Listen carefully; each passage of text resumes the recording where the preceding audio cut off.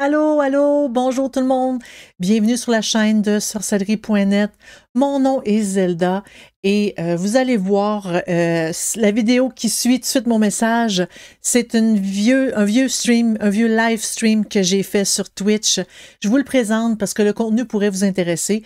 Oui, je fais beaucoup de blablatage, mais je suis convaincue qu'il y a des sujets qui pourraient vous intéresser. Donc, je vous laisse sur la vidéo. Je vous en remercie beaucoup, beaucoup d'avoir écouté là. Puis, faites un pouce dans les airs, puis abonnez-vous. Ma Bible de l'hypnose et de l'auto-hypnose. En gros, c'est un livre qui m'a été prêté par Liliana. Merci beaucoup, Liliana. On va regarder. Salut Delphocéane! Comment tu vas? J'espère que tu vas bien.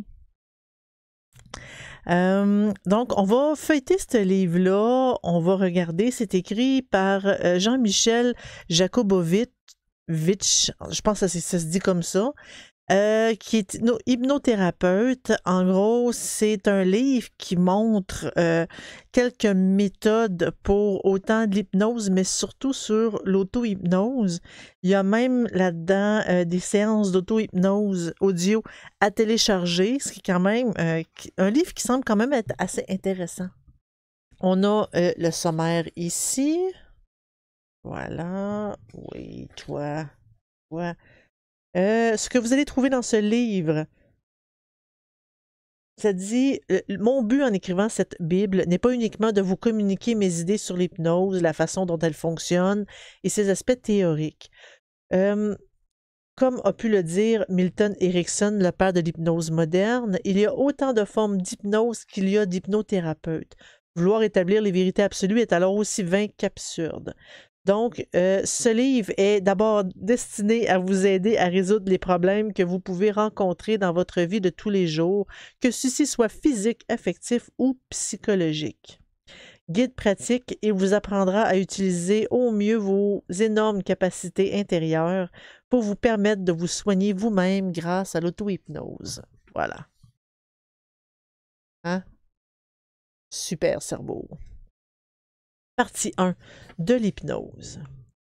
Donc, on a une brève histoire de l'hypnose ici qui part de l'Antiquité à la Renaissance. Oui, t'es beau. Ici, on est encore dans la Renaissance, jusqu'au temps moderne qui commence avec Sigmund Freud. Voilà. OK, l'hypnose revient au devant de la scène durant la Première Guerre mondiale et l'hypnose aujourd'hui. Voilà. Là, c'est parce que toi, tu prends de la place. Je pensais pas que tu allais toffer, mais tu prends de la place. Oui, oui, tu es une belle bédaine.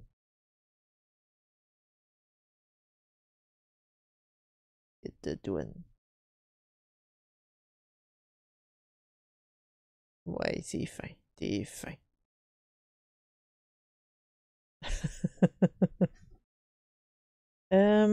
Ici, on a différents courants de l'hypnose moderne.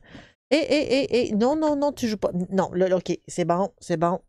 Là, tu viens de sonner le glas de ton départ. Viens-t'en.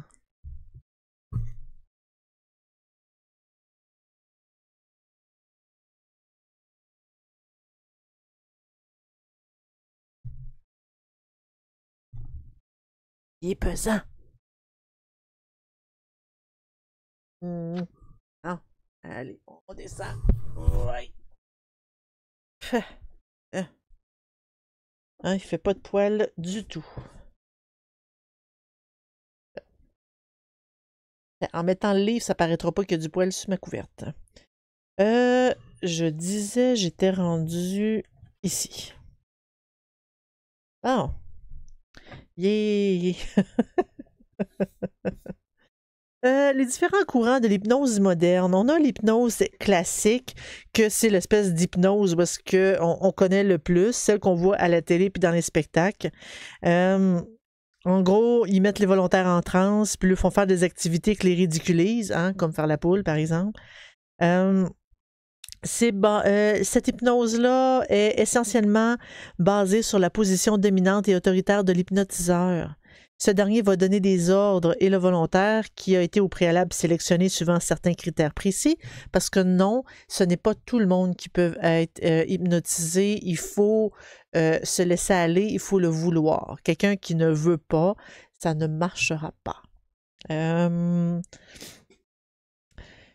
euh, euh, euh, même si le spectacle est impressionnant, vous devez savoir que jamais l'hypnotiseur ne pourra faire au volontaire des actions allant à l'encontre de ses principes moraux.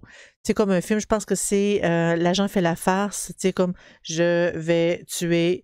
Non, on fait pas ça. Si tu sais, comme se mettre nu, par exemple, avoir des comportements que normalement on n'aurait jamais, tuer quelqu'un, c'est toutes des choses que l'hypnose ne pourrait pas nous obliger à faire.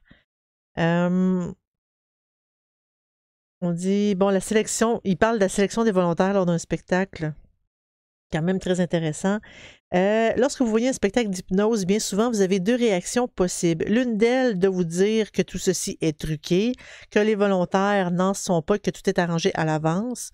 L'autre est de vous émerveiller devant un phénomène qui paraît magique. Le fin mot de l'histoire, c'est que c'est un peu un mélange des deux. L'hypnotiseur va choisir sa future victime avec beaucoup de doigté, car seuls 5 à 10% des personnes sont facilement hypnotisables. Pour les 90-95% restants, la tâche est beaucoup plus difficile, voire impossible. Pour ce faire, l'homme de spectacle dispose de toute une batterie de tests qu'il va utiliser de façon plus ou moins directe. Ces tests sont très simples et permettent de voir la sensibilité des différents participants. Il peut s'agir, par exemple, de demander à chaque participant de coller ensemble 2 doigts de chaque main, puis de voir la facilité ou la difficulté qu'ils ont à décoller les doigts alors que l'injonction de l'hypnotiseur est de les garder collés ensemble. J'ai déjà vu ça. Tu sais qu'il faut faire ça, je sais pas comme ça, puis il faut éloigner les doigts, puis il dit hey, je suis pas capable, ben c'est sûr que c'est lui qui va sélectionner. D'autres tests demandent un contact direct avec les candidats à hypnotiser. L'hypnotiseur essaie par exemple de les faire chuter en avant ou en arrière en leur ayant au préalable demandé de fermer les yeux. Il peut aussi essayer de voir comment le volontaire potentiel réagit à une catalepsie du bras, c'est-à-dire que la personne hypnotisée raidit son bras au point où est-ce qu'elle ne peut plus le plier. Voilà. Parfois, certains hypnotiseurs vont utiliser un ami, entre guillemets, qui savent être facilement hypnotisables de façon à ce qu'ils donnent l'exemple aux autres candidats. L'inconscient de ces autres candidats réagit alors de façon mimétique. Si ça marche pour lui, pourquoi pas pour moi? Par la suite, tout va se passer sous forme d'ordre donné d'une voix suffisamment ferme pour que la personne hypnotisée y obéisse. Donc, on a le truc de savoir pourquoi ça fonctionne dans les spectacles. On a l'hypnose ericksonienne. C'est son fondateur, Milton Erickson. Ça dit que l'hypnose ericksonienne est non directionnelle puis beaucoup plus douce. Au lieu d'utiliser un système d'ordre par l'hypnothérapeute, les changements voulus sont suggérés à l'inconscient par l'intermédiaire de métaphores qui parfois n'ont aucun rapport avec la situation ou le problème donné. On peut considérer qu'elle a un aspect subliminal. Elle va utiliser des mots qui vont enclencher le processus de changement et de guérison. La programmation neurolinguistique, le PNL, ça dit que c'était mis au point au début des années 1970 par 2 psychologues, dont un qui était informaticien et l'autre qui était linguiste. Ça dit que c'est un ensemble de techniques basées en partie sur les travaux de Milton Erickson, le petit monsieur d'ici, qui vise à améliorer les performances de l'individu, que ce soit dans le domaine des affaires, communication puis de la santé. C'est une sorte de boîte à outils qui permet de changer les comportements et d'améliorer les capacités de tout individu. En gros, ça ressemble un peu à ce que j'expliquais ici. Le fait d'être convaincu fait en sorte que c'est comme améliorer les performances de l'individu. C'est exactement ce que je parlais. T'en entends beaucoup parler? Ah oui! Ah, c'est cool! C'est-à-dire qu'il fait du PNL qui améliore leur performance avec, c'est probablement avec des phrases positives, des affirmations positives. Les autres, parmi les innombrables nouvelles formes d'hypnose qui coexistent actuellement, on peut en citer en particulier la nouvelle hypnose basée sur l'hypnose ericksonienne qui laisse à l'individu le choix de ses objectifs et de la façon dont il désire évoluer durant la séance. De l'hypnose humaniste, quant à elle, qui cherche à réunifier la personne. Ouais. Le thérapeute est un accompagnateur dont le but est d'aider le patient à développer sa conscience afin de l'éveiller et de le réunifier. OK. Mais des fois, le fait de réaliser certaines choses... OK. Elles sont formatrices, mais on parle plus de d'autres choses. J'ai de la misère à assimiler ce que PNL est vraiment. J'avais à avoir une mini-formation là-dessus bientôt. Ah, cool! C'est génial, ça. Tu dois avoir hâte.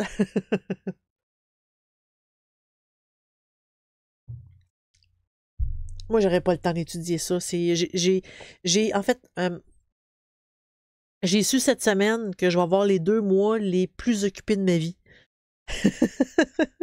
Un gros travail plus un cours assez intense que je peux pas avoir de retard. Ça va être intense. Ah, c'est des sorcières en plus. Oh. Ben, regarde, on voit le lien. L'état des connaissances sur le cerveau, l'esprit et l'hypnose. Donc, évidemment, l'hypnose, ça vient du cerveau. Ici, on parle du cerveau. C'est quoi? Qu'est-ce que ça fait? Comment ça fonctionne? Oh boy, ça c'est drôle. Là. Je vais voir ça très bientôt dans mes cours. D'ailleurs, je trouvais que le livre coûtait cher, 120 $ pour un livre sur l'anatomie humaine.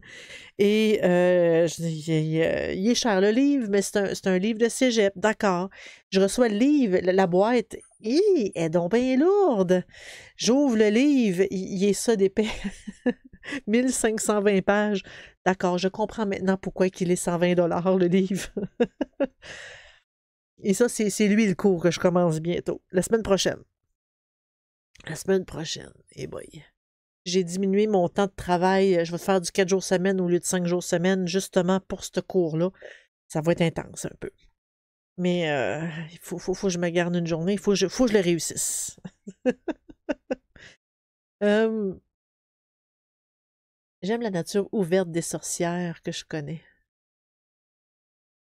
Ben, je pense que ça rentre dans la définition d'être sorcière. Oh, merci, Mystème. Merci. Yes! Je vais réussir. On dirait que je fais 3 choses en même temps, plus le site, parce que il faut que, là, j'ai mon cours de biologie qui commence. J'ai une évaluation sur tout le circuit du médicament, pour sécuriser tout ça, puis trouver les problèmes, puis trouver des solutions. Et en plus, j'étudie pour mon évaluation en préparation stérile, en dessous d'une haute série, là, tout habillé avec le casque, les lunettes, le masque, les gants, l'habit complet, les petites patentes aux pieds qui préparent des solutés, puis tout ça, j'ai une évaluation à faire là-dessus. Puis là, j'étudie. C'est intense un peu. Ah oui, c'est la grosse affaire. Puis ça, la dernière fois que j'ai fait ça date de 18 ans. C'est pour ça que j'étudie fort. Je m'en souviens, mais ça fait trop longtemps. J'étudie fort.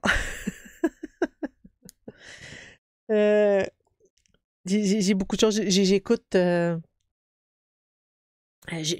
l'espèce de formation. Puis là, je sais pas quoi faire de mes 10 doigts. Fait que je joue à Mario Kart. J'ai pas besoin de mes oreilles pour Mario Kart. Fait que ça... En même temps, je fais 2 choses en même temps comme ça. Tu vas être parfaite, tu es très intelligente, puis tu connais les processus. Merci. Mes collègues de travail aussi m'encouragent. Ils me disent « Ah, tu vas être correct, tu vas être bonne, je suis convaincue. » Il y a le stress pareil qui rentre, on veut réussir, puis on a peur de manquer notre coup. J'aurais peut-être besoin d'être une petite bougie, puis d'un petit peu d'encens. Ça m'aiderait. J'en aurais peut-être de besoin. Oui, Mario Kart, oui, c'est parce que, tu sais, on bouge, puis en même temps, notre oreille écoute. Là, ben, j'écoute, puis c'est toutes des choses que je sais, fait que c'est des rappels en même temps, puis en écoutant plusieurs fois, Mario Kart fait juste me permettre de pas dormir. Oui, non, je sais, je devrais pas faire ça, je sais très bien, hein. Là, j'ai mis la formation sur mon téléphone pour pouvoir l'écouter dans ma voiture en chemin. C'est déjà mieux qu'en jouant à Mario Kart. J'avais besoin d'un petit exutoire. C'est ce que j'ai fait hier. Euh, mais c'est ça, non, j'adore gamer, j'adore jouer, puis là, on dirait que je peux moins le faire, puis ça me manque. Tu es perfectionniste, c'est pour ça, mais si tu stresses, c'est bon signe, c'est que tu vas maîtriser full. Ah, merci. Merci de m'encourager. C'est fin. Merci.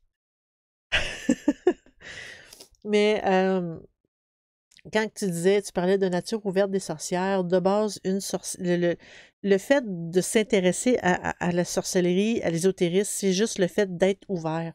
Une personne qui est ouverte, je veux dire, qui est fermée, ne a des idées et a pas des idées arrêtées sur les religions, sur les croyances, et pas une fervente religieuse, et pas un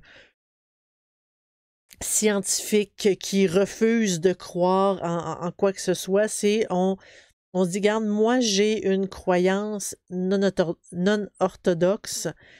En gros, peu importe le type, ça peut être, quoi que les Wiccans ont tendance à être assez fermés, quoi qu'il y a beaucoup, beaucoup de traditions dans les Wiccans, mais dans la Wicca, reste que on respecte les croyances des autres, on respecte le fait qu'on n'a pas toutes, on n'a pas toutes les mêmes pratiques, on n'a pas toutes les mêmes croyances, on n'a pas toutes la même conception de l'univers, et dans le but de dire, regarde, moi, j'aimerais ça qu'on m'accepte comme ça.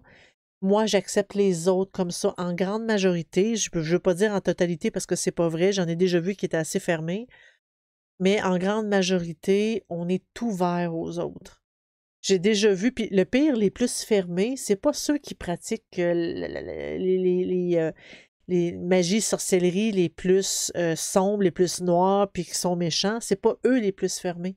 C'est souvent ceux qui disent, moi, je fais de la magie blanche, je fais certains, tu sais, Wiccans que je connais aussi, qui sont très, très, très fermés, parce que les autres, ils font de quoi de bien. Puis tous ceux qui font autre chose, ben, c'est pas correct. Oui, mais c'est comme, ça veut pas dire que tu dis, moi, je fais de la magie noire, que nécessairement, tu fais du mal aux autres. Tu peux appeler un démon pour guérir quelqu'un aussi. C'est vraiment, je trouve que c'est du jugement. Il y en a, mais dans la majorité des sorcières, on est très, très, très ouverte sur les croyances. Puis c'est ça que j'aime, le fait d'être sorcière, c'est qu'on est ouverte. Voilà, c'est dit. On a ici, bon, on a les principaux trajets nerveux. En gros, cerveau, moelle épinière, les nerfs et tout. C'est quoi la neurone? Ici, avec les neurotransmetteurs, comment que ça... on a une petite image un peu de ce que c'est. Les lobes, les différentes lobes des régions du cerveau, parce que chaque lobe fait quelque chose de différent. Parce que ouais, ça dit que la cartographie est encore relativement vague parce qu'on est encore en train de faire des recherches. Surtout dans le domaine de la santé mentale, il manque beaucoup d'argent pour financer la recherche, ce qui fait en sorte qu'on est quand même assez en arrière. On essaie de comprendre pourquoi qu'un antipsychotique fonctionne pour un puis pas pour un autre, quand pourtant c'est un antipsychotique. Si on se rend compte que chaque personne réagit de façon différente sur chaque médicament, c'est pas un absolu. Et on fait des recherches là-dessus.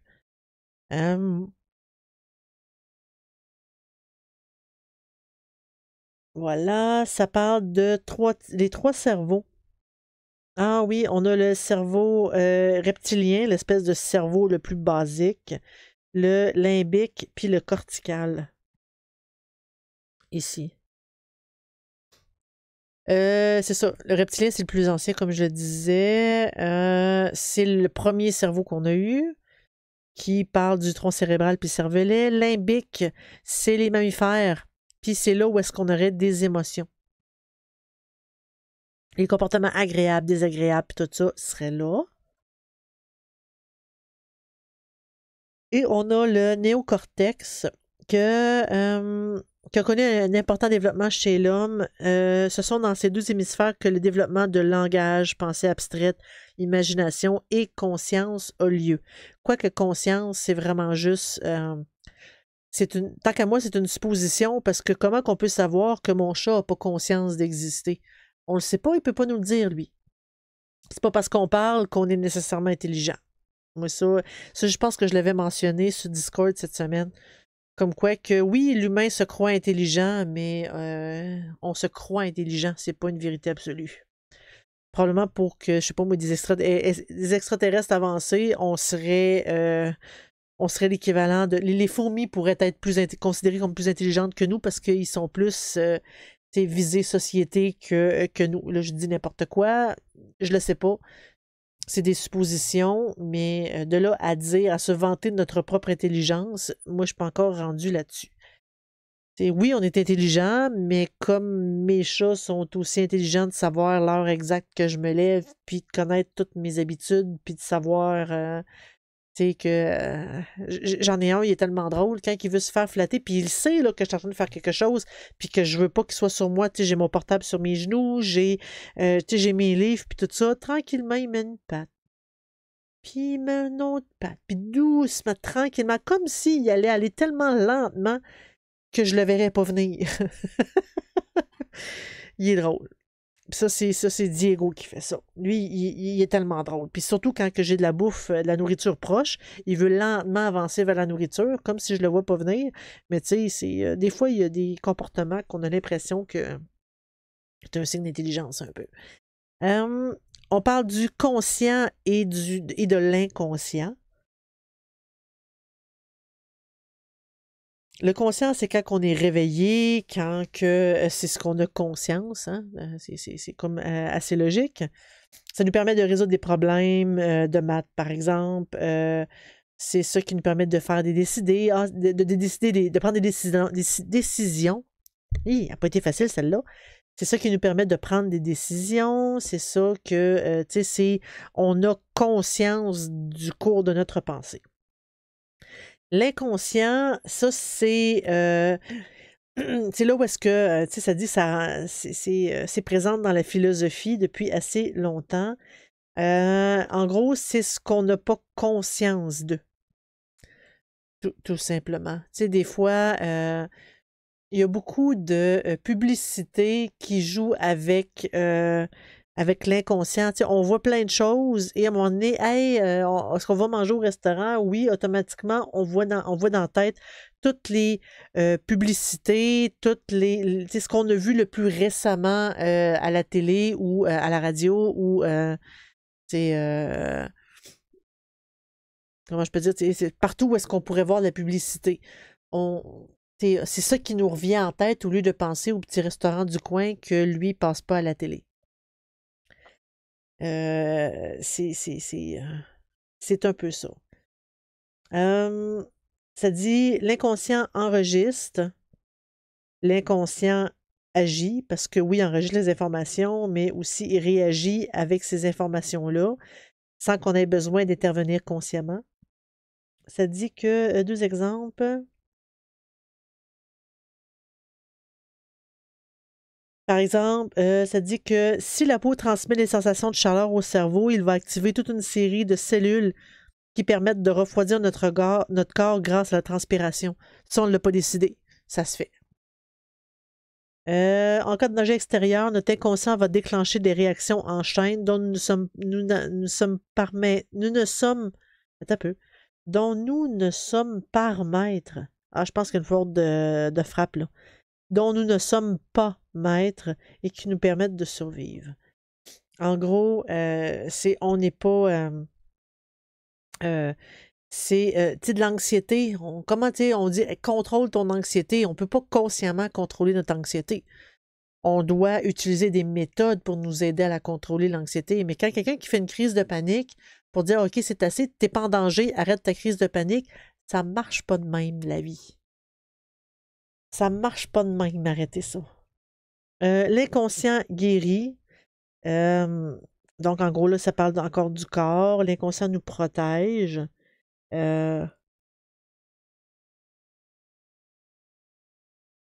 Sensations, émotions qu'on considère comme désagréables, peur, douleur, ça nous protège, donc c'est pour ça que ça serait trop facile, mais hein. Quand j'étais enceinte de mon garçon, je me suis déjà réveillée une nuit. C'est la première fois que je faisais une crise de panique. Grosse crise, je ne comprenais pas ce qui se passait. Grosse crise de panique, je me comprenais plus. Incapable. Puis je savais que je n'étais pas en danger. J'avais pas fait de cauchemar, là. Je savais que je n'étais pas en danger. Grosse crise de panique, ça m'a pris une bonne demi-heure à me calmer. Puis après, je me disais, j'avais aucune bonne raison. Aucune bonne raison d'avoir une panique. J'avais pas fait de cauchemar, j'avais pas des mauvaises pensées, il y avait rien de négatif autour de moi, là. Mais c'est arrivé, puis j'avais pas de contrôle. Tu sais, des fois, la grossesse change pas mal de choses dans le cerveau, des fois, ça peut arriver, mais ça, puis c'est la dernière fois que j'en ai fait une. C'est assez, c'est vraiment assez bizarre, mais c'est ça.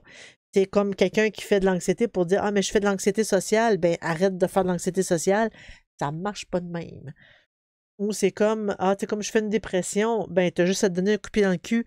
Ça non plus, ça marche pas comme ça. La dépression, c'est un problème et non, le fait de décider qu'on n'est plus en dépression fait pas en sorte qu'on ne le sera plus. Hein, c'est pas de la paresse, c'est de la dépression. C'est quand même assez grave. On doit se faire traiter. C'est important parce que c'est pas de la paresse. On peut pas décider d'arrêter, tu sais, comme si on disait à quelqu'un que s'était cassé une jambe, mais tu as juste à décider que ta jambe est plus brisée. Ça marche pas de même non plus. C'est ça, c'est un dérèglement au niveau des neurotransmetteurs du cerveau, puis les antidépresseurs servent à mettre un peu de régulation là-dedans le temps que la personne aille bien. Puis quand que ça va bien, puis ça fait un certain temps, puis que la personne est prête, on peut diminuer doucement. C'est sûr qu'il faut que ça soit doux parce que d'un coup raide, le cerveau ne prendra pas le relais.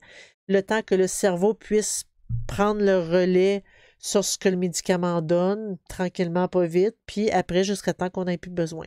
Et ça se peut, il y a certaines personnes qui n'ont besoin pour toute la vie. Ça se peut. Mais c'est ça, c'est une maladie comme une autre.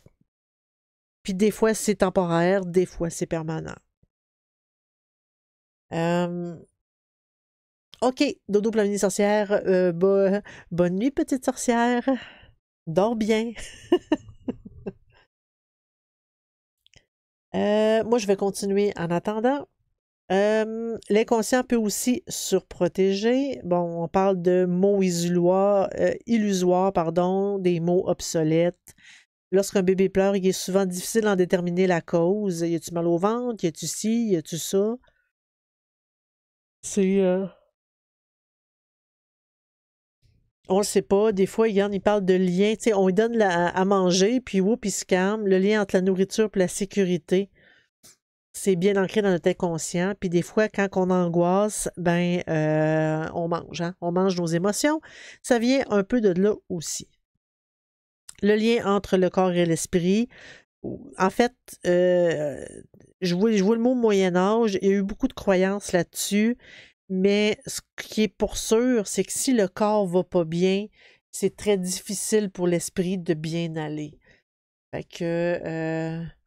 oh, j'avais pas vu malade. Oh, j'espère, en tout cas, j'espère qu'elle elle va bien se rétablir de sa maladie. Là, je suppose que tu m'entends pas, mais je le dis pareil. Si tu réécoutes cette partie-là, là, j'espère elle va aller mieux. Ce que je disais, c'est que si le corps va pas bien, l'esprit ira pas mieux, il va être fatigué parce que le corps va combattre quelque chose. C'est pour ça que dans un corps sain, esprit sain, ben c'est ça. Ça parle ici de tout ça. L'hypnose dans tout ça, hein, parce que là, on parle de cerveau, on parle de corps humain, on parle de réaction comme émotionnelle, puis de tout ce qui est inconscient. Fait que ça dit de l'hypnose dans tout ça. Fait que c'est quoi le lien entre le cerveau et l'hypnose?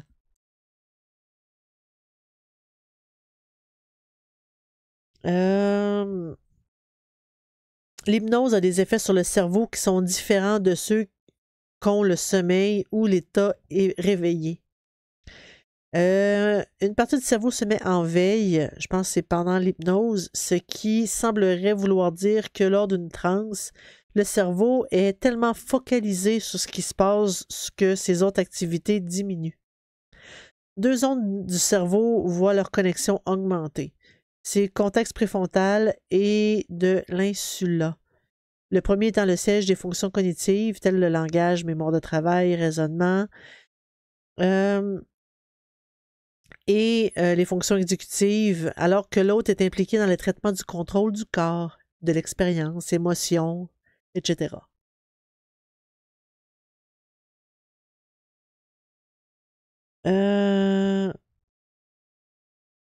Ça dit deux autres zones du cerveau vont voir leur connexion diminuer, ce qui laisse penser que lors d'une transe hypnotique, notre cerveau se focalise sur un contrôle du corps et des émotions et par la conscience de soi-même.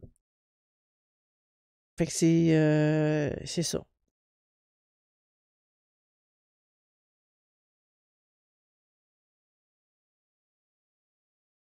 Ah, regarde, une tonne de de petits tiroirs.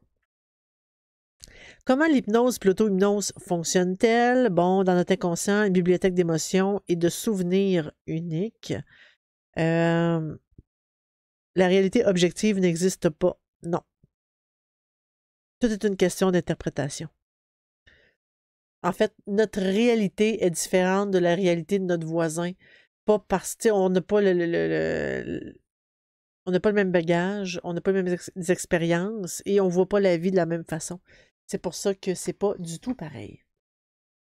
Notre inconscient est là pour nous protéger, parfois trop, oui, parce que l'histoire de stress, d'anxiété, c'est une forme de protection, sauf qu'on n'en a pas de besoin souvent, cette protection-là, fait que c'est un petit peu trop. L'hypnose et l'auto-hypnose pour modifier nos schémas inconscients, en gros, c'est des fois, euh, on a des idées préconçues que l'hypnose et l'auto-hypnose peut nous aider à changer.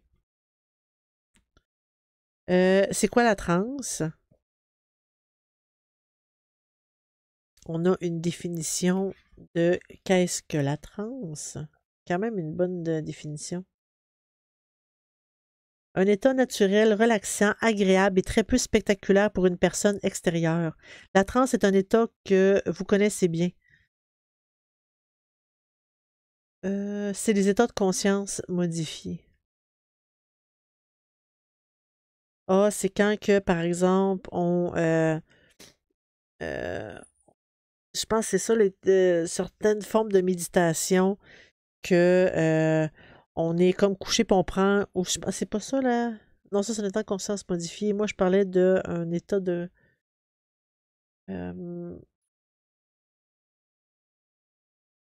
merde, le pire, c'est que la feuille est sur ma table de salon. Euh, regarde, si vous êtes au chaud sous la couette un dimanche matin, votre appartement est calme, vous avez l'impression de flotter entre le sommeil et le réveil. Vous vous sentez bien dans cette chaleur douillette. Votre esprit est sans doute à 1000 lieues de l'endroit où vous vous trouvez. Vous êtes également en train de faire une transe hypnotique. En gros, ça me donne l'impression que c'est comme quand on fait du daydreaming. Une espèce de... le mot français pour ça, c'est un rêve éveillé. T'sais, on est dans notre imagination, on est dans d'autres choses, on visualise autre chose. C'est comme si on n'avait pas conscience de...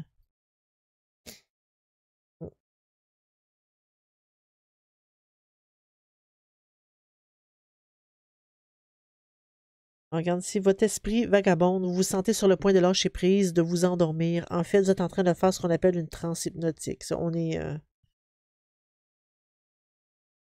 Ah non, ça rentrait dans l'exemple. Mais c'est juste le fait de, comme, se laisser aller.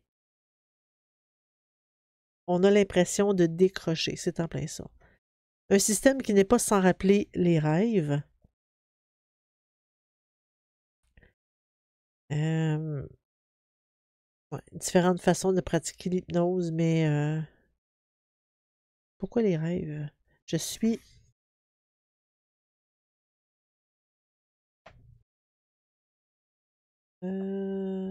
Lorsque vous rêvez, votre inconscient prend le dessus. Il a la liberté, par l'intermédiaire des rêves, de vous emmener où bon lui semble. Il s'exprime à l'aide de ces rêves que lui seul dirige et sur lesquels vous n'avez que peu ou pas de contrôle. Il communique avec vous à l'aide de ces images statiques ou dynamiques dont vous ne comprenez pas obligatoirement le sens. Ce n'est qu'après analyse que vous pouvez rattacher ces images vécues durant votre sommeil à votre vie de tous les jours. Eh bien.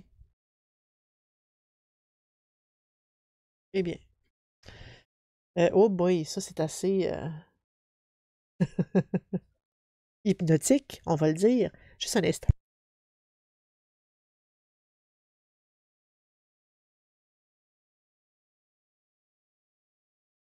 Désolée, il fallait que j'éternue. Partie 2, bien se préparer à la transe. Auto-hypnose ou hypnose. Avant d'aller plus loin, une chose doit être claire. Si vous n'avez pas envie de faire de l'hypnose ou de l'auto-hypnose, personne ne peut vous y obliger. C'est pourquoi, lorsqu'on me pose la question de savoir si tout le monde est hypnotisable, ma réponse est systématiquement que si les gens viennent dans mon cabinet pour faire de l'hypnose, c'est qu'ils ont envie d'être hypnotisés. Comme ils ont la volonté de vivre cette expérience, la question ne se pose pas. Tout le monde est-il capable d'avoir des rêves éveillés, de fantasmes en plein jour? De toute évidence, oui. Reste à savoir si on veut se laisser aller ou pas, je pense. En gros, l'hypnose, c'est que tu as quelqu'un qui le dirige, puis l'auto-hypnose, c'est que tu le fais toi-même.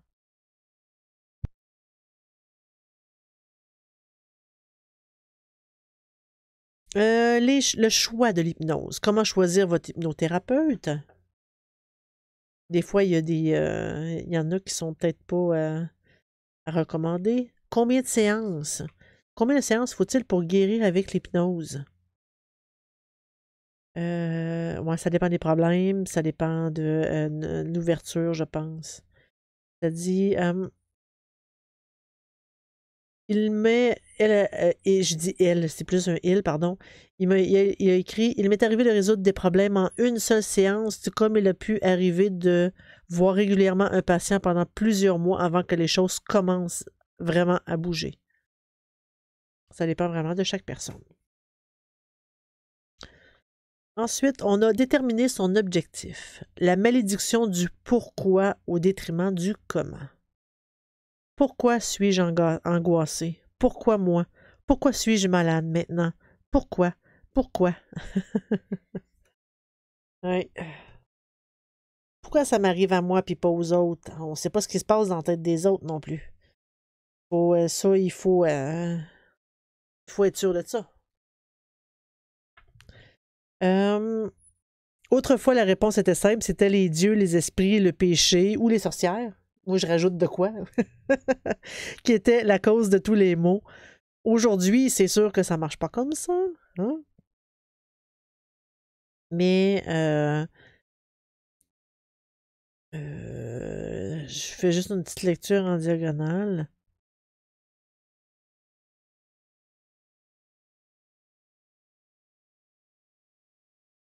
Ouais.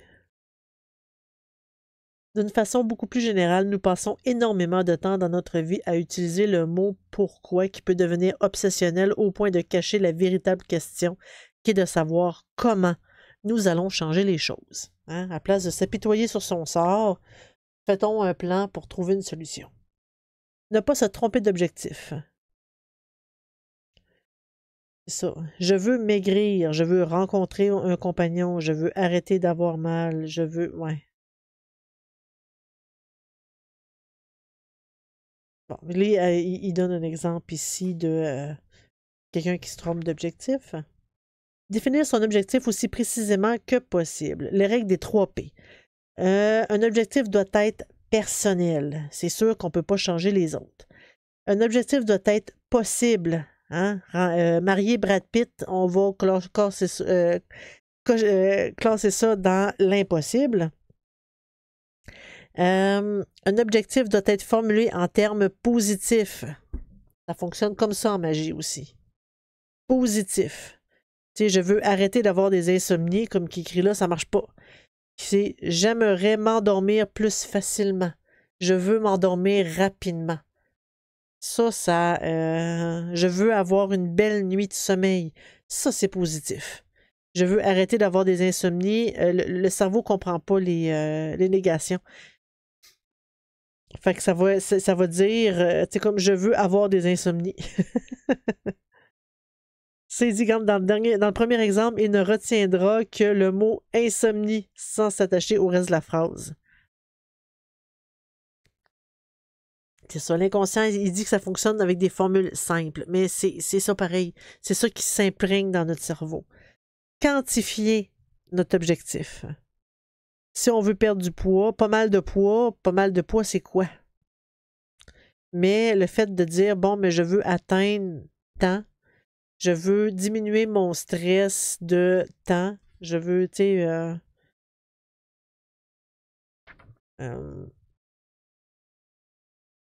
trois techniques quand on ne parvient pas à poser un objectif. La baguette magique. Ah, ben, gadon. J'en ai une.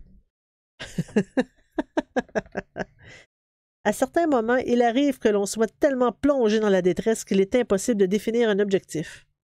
Hein, on est mêlé un petit peu comme ça, là. Les pensées tournent sans cesse dans la tête et on a l'impression de se trouver dans un cul-de-sac. Aucune issue ne semble possible. Si vous vous trouvez dans ce cas, je vous recommanderais d'utiliser une baguette magique. Je l'ai. Rassurez-vous qu'il ne s'agit pas d'avoir recours à un sorcier ou un magicien. Oh!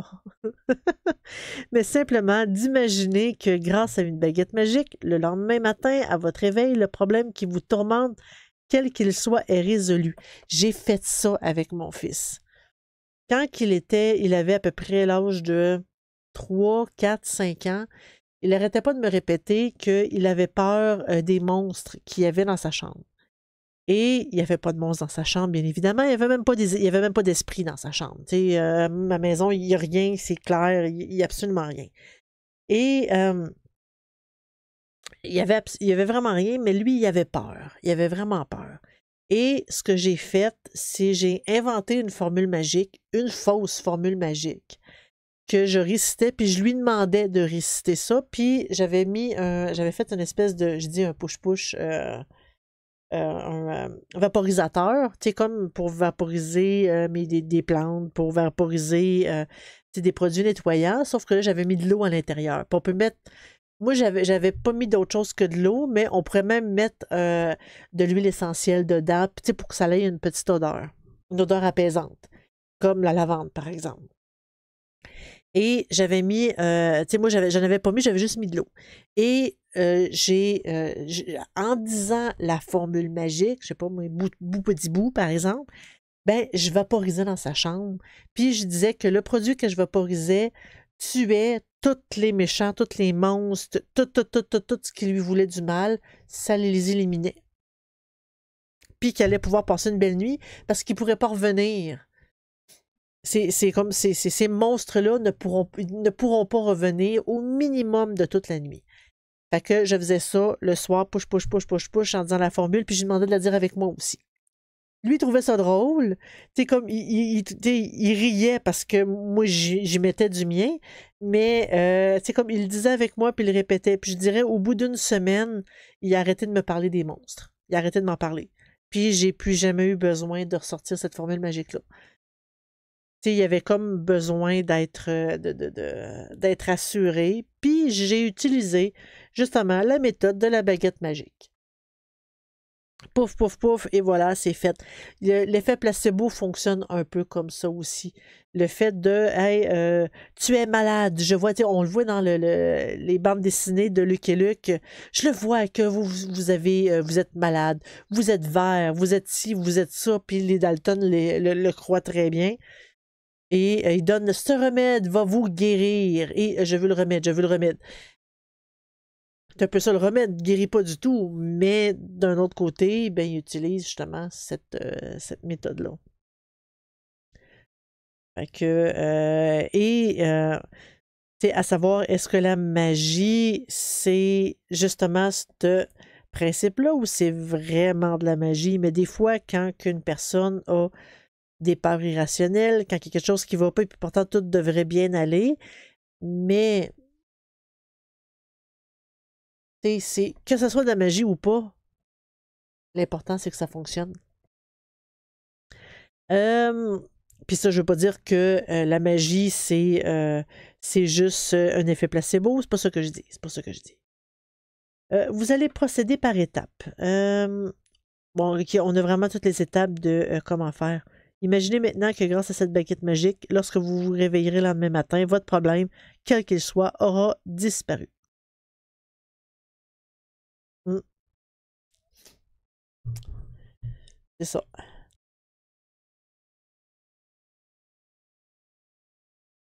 Les boules de cristal. Ah, des boules de cristal.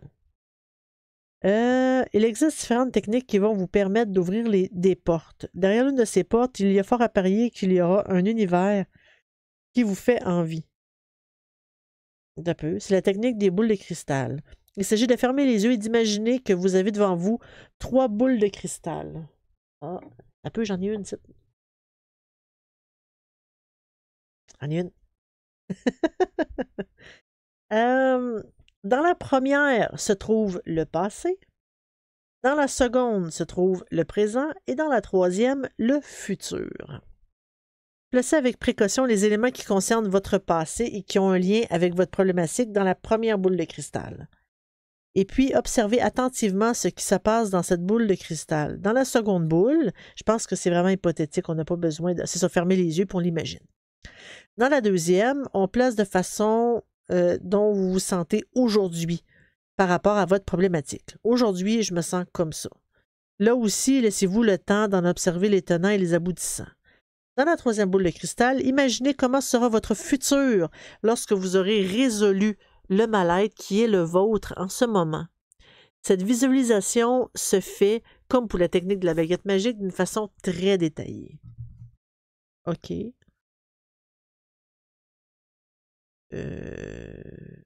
D'accord. Je pensais que s'il allait en dire plus que ça, mais c'est tout ce qu'ils en disent. C'est drôle, hein? On parle d'hypnose, puis j'ai une baguette puis une boule de cristal. La question miracle. La question miracle procède du même principe. Elle consiste à imaginer, pendant que vous dormez, qu'un miracle se produit. Votre problème se résout, mais comme vous vous êtes endormi, vous ne vous apercevez de rien. À votre réveil le lendemain matin, alors que vous ne savez pas qu'un miracle s'est produit, vous allez imaginer ce qui sera différent pour vous.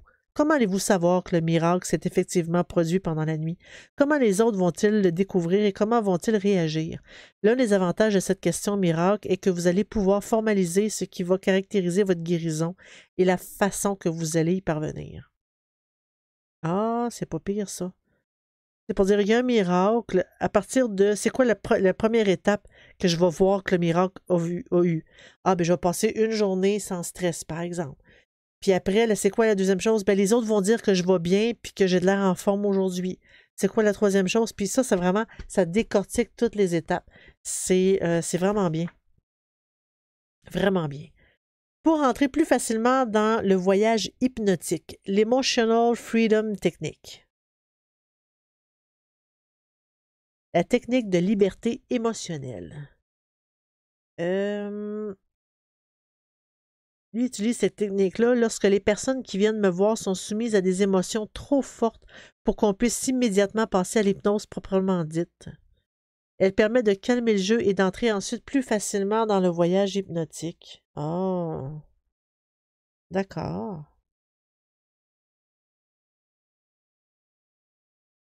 OK. Il faut définir son émotion.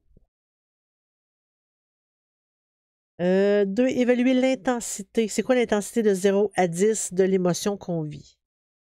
3, élaborer une phrase de centrage. Il faut élaborer une petite phrase qui permette de se centrer sur l'émotion. Par exemple, même si je me sens triste d'être abandonné, je m'aime et je m'estime. Ou plus simplement, même si je me sens triste d'être abandonné, je m'aime bien. Même si je me sens stressée par mon travail, je m'aime et je m'estime. Je suis belle, je suis bonne, je suis capable. Non, ça, c'est moi qui le dis, par exemple. C'est pas dans le livre. Même si je me sens nulle de ne pas réussir à parler en public, je m'aime et je m'estime. Ah. 4. La ronde EFT. Ce travail préliminaire, ça peut, l'exercice est fréquemment appelé une ronde. La première étape de cette ronde consiste à tapoter, à l'aide de 3 doigts, l'index majeur et l'annulaire. Quand moi, le petit doigt y suit. Le tranchant de la main opposée. Le tranchant, ici? Ah, ok, celui-là.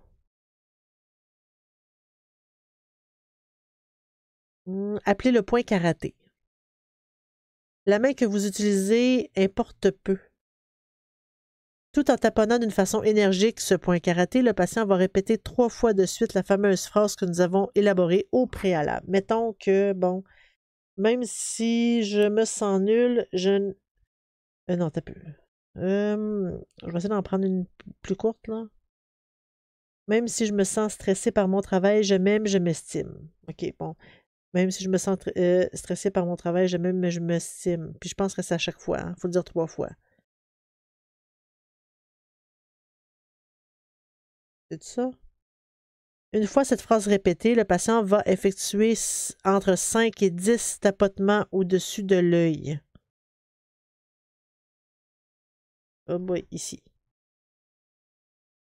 Et puis le même nombre de taponnements à l'angle de l'œil, puis sous l'œil, sous le nez, dans le creux du menton, juste sous la clavicule, sous le sein et enfin sous le bras au niveau de la poitrine. Et, alouette!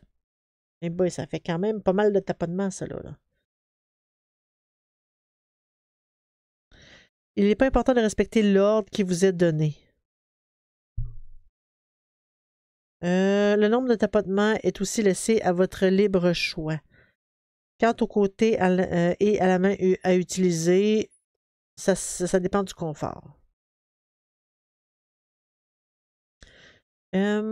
Ensuite, on repart sur le dos de notre main la gouttière que forment les os entre votre auriculaire et votre annulaire. Ah, t'as peu. La gouttière, t'as peu. Non. La gouttière. Une gouttière. Qui forme les os. OK. Ça doit être là. Toujours avec les 3 doigts, on fait les premiers tapotements. OK, il appelle ça le point de gamme. OK. Fait que là, il faut commencer à fredonner pendant quelques secondes une petite chanson. Je sais que ça peut paraître stupide, mais ça fait partie de la procédure. OK. Puis comptez de 1 jusqu'à 5 et fredonnez à nouveau tout en continuant vos tapotements. Mais c'est quelle chanson? OK. En continuant à tapoter cet endroit, fermez les yeux durant quelques secondes. Puis rouvrez-les tout en regardant vers le bas sans bouger. Sans bouger la tête et remontez votre regard vers le haut tout en gardant toujours la tête bien droite. Baissez les yeux et portez votre regard à la droite. En tout cas, on bouge les yeux pas mal.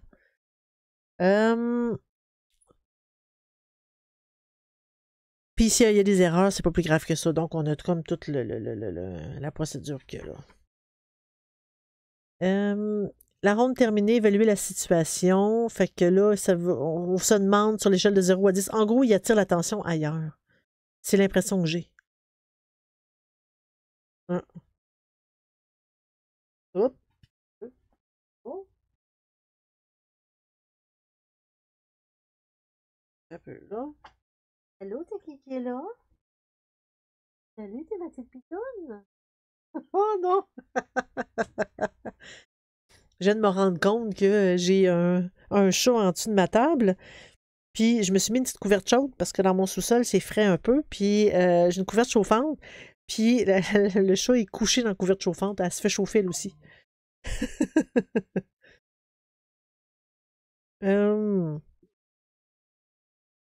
Quand pratiquer? Planifier voyons. Planifier sa séance d'auto-hypnose. Ok, là, je t'ai dérangé, plutôt, non? Oui. Bon. Là, vu que je l'ai pogné, est parti. Planifier sa séance d'auto-hypnose.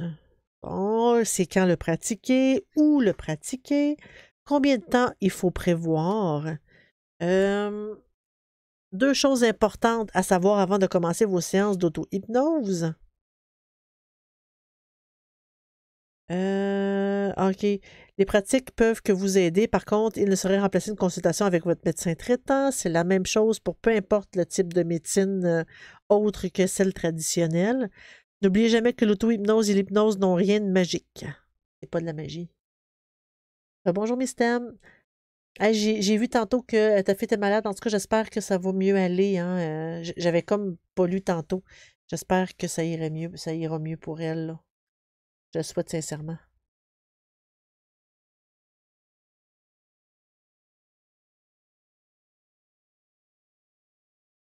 Euh, c'est ça. Fait que rebonjour, je suis contente que tu te rejoignes à moi. Trouver son lieu refuge. C'est quoi un lieu refuge? Euh,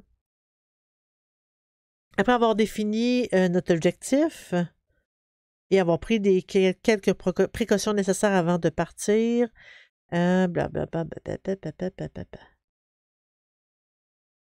Il est important de savoir d'où vous voulez partir.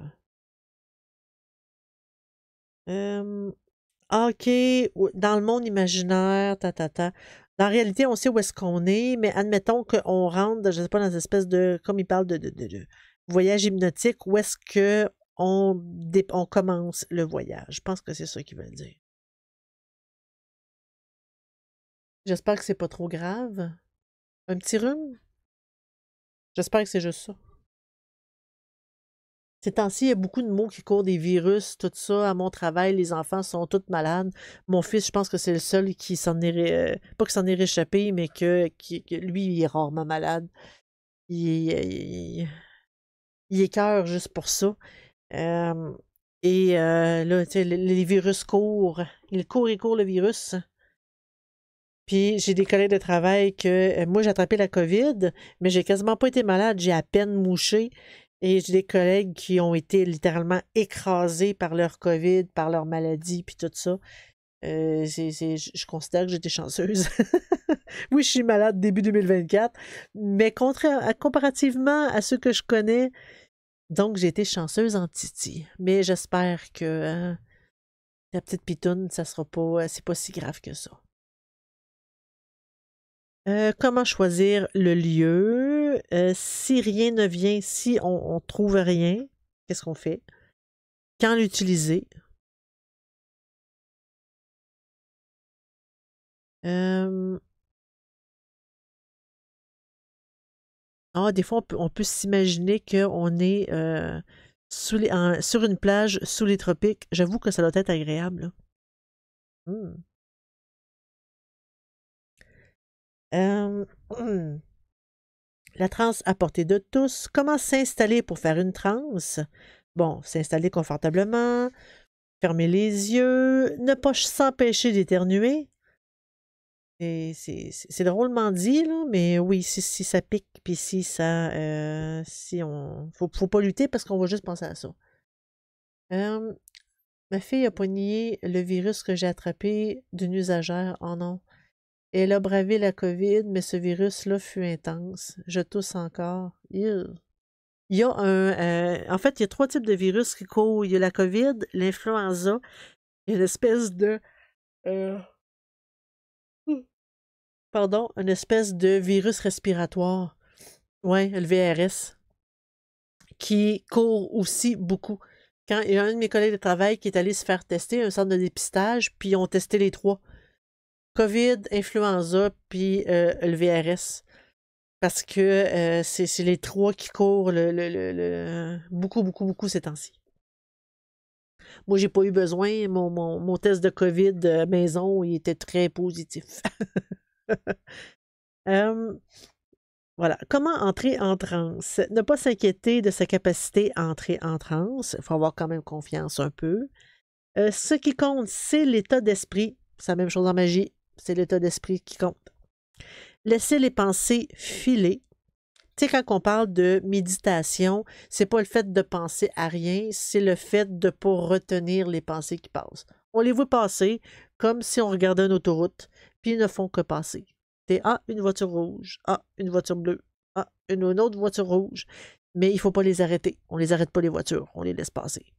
C'est la même chose. 13 techniques pour entrer en transe. Bon, il y a la transe par la fixation. C'est que quand on fixe quelque chose. Je pense que ça, vous l'auriez deviné vous autres aussi. La transe par la goutte d'eau.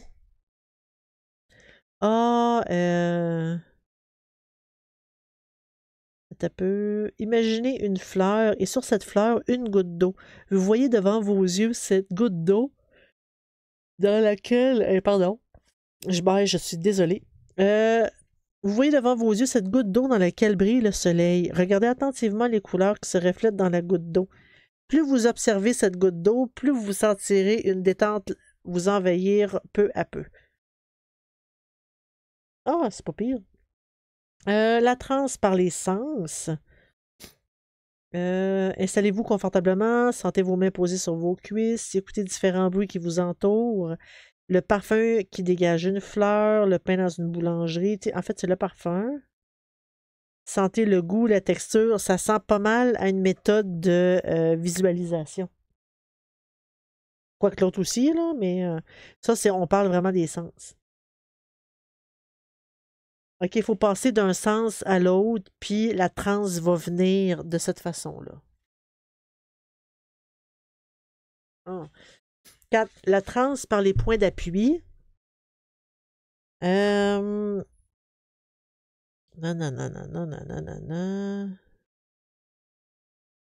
Un pied droit sur la moquette. On dit pas ça au Québec, la moquette, on dit un tapis, mais en tout cas, c'est peut-être moi qui sait pas la différence entre une moquette et un tapis. T'as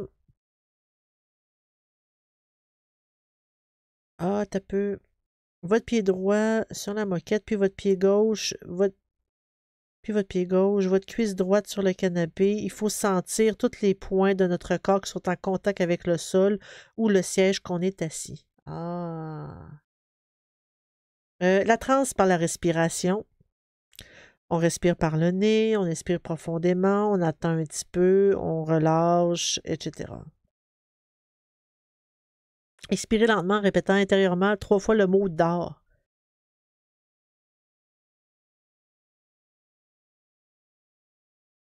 OK, mais ça, c'est vraiment pour dormir, je pense. La transe par le souvenir presque hypnotique. On évoque les moments durant lesquels on a pu être en transe dans le passé. Ça peut être involontaire, comme un cours où est-ce qu'on s'ennuyait, ou volontaire quand on a déjà fait une séance avec un hypnothérapeute. On s'imagine d'être encore là, puis on ramène tout ça. La transe par la safe place, par l'environnement sécuritaire. Si on est parvenu à vous créer un lieu de sécurité, c'est une façon agréable de rentrer en transe. Par exemple, on s'imagine d'avoir les pieds dans le sable sur le bord d'une plage. Toujours agréable. La transe par la dissociation. Parfois, lors d'un rêve, il vous est peut-être arrivé d'avoir la sensation de quitter votre corps. Comme si on était une personne extérieure à nous-mêmes. Moi, quand que je médite, c'est comme ça. J'ai l'impression que oui. Parce que quand il parle de ça, ça revient au même. Ça sent vraiment les ondes alpha.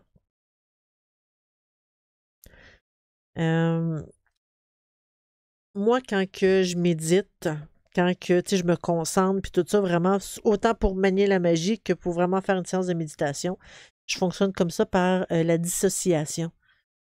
C'est comme si j'ai l'impression de quitter mon corps. Je ne l'ai pas vraiment quitté, mais c'est l'impression que j'ai. C'est comme si je sortais de mon corps et que je suis comme au-dessus. Comme si je pouvais me regarder moi-même, puis tout ça. T'as aimé ça quand je parlais des ondes alpha? Tant mieux.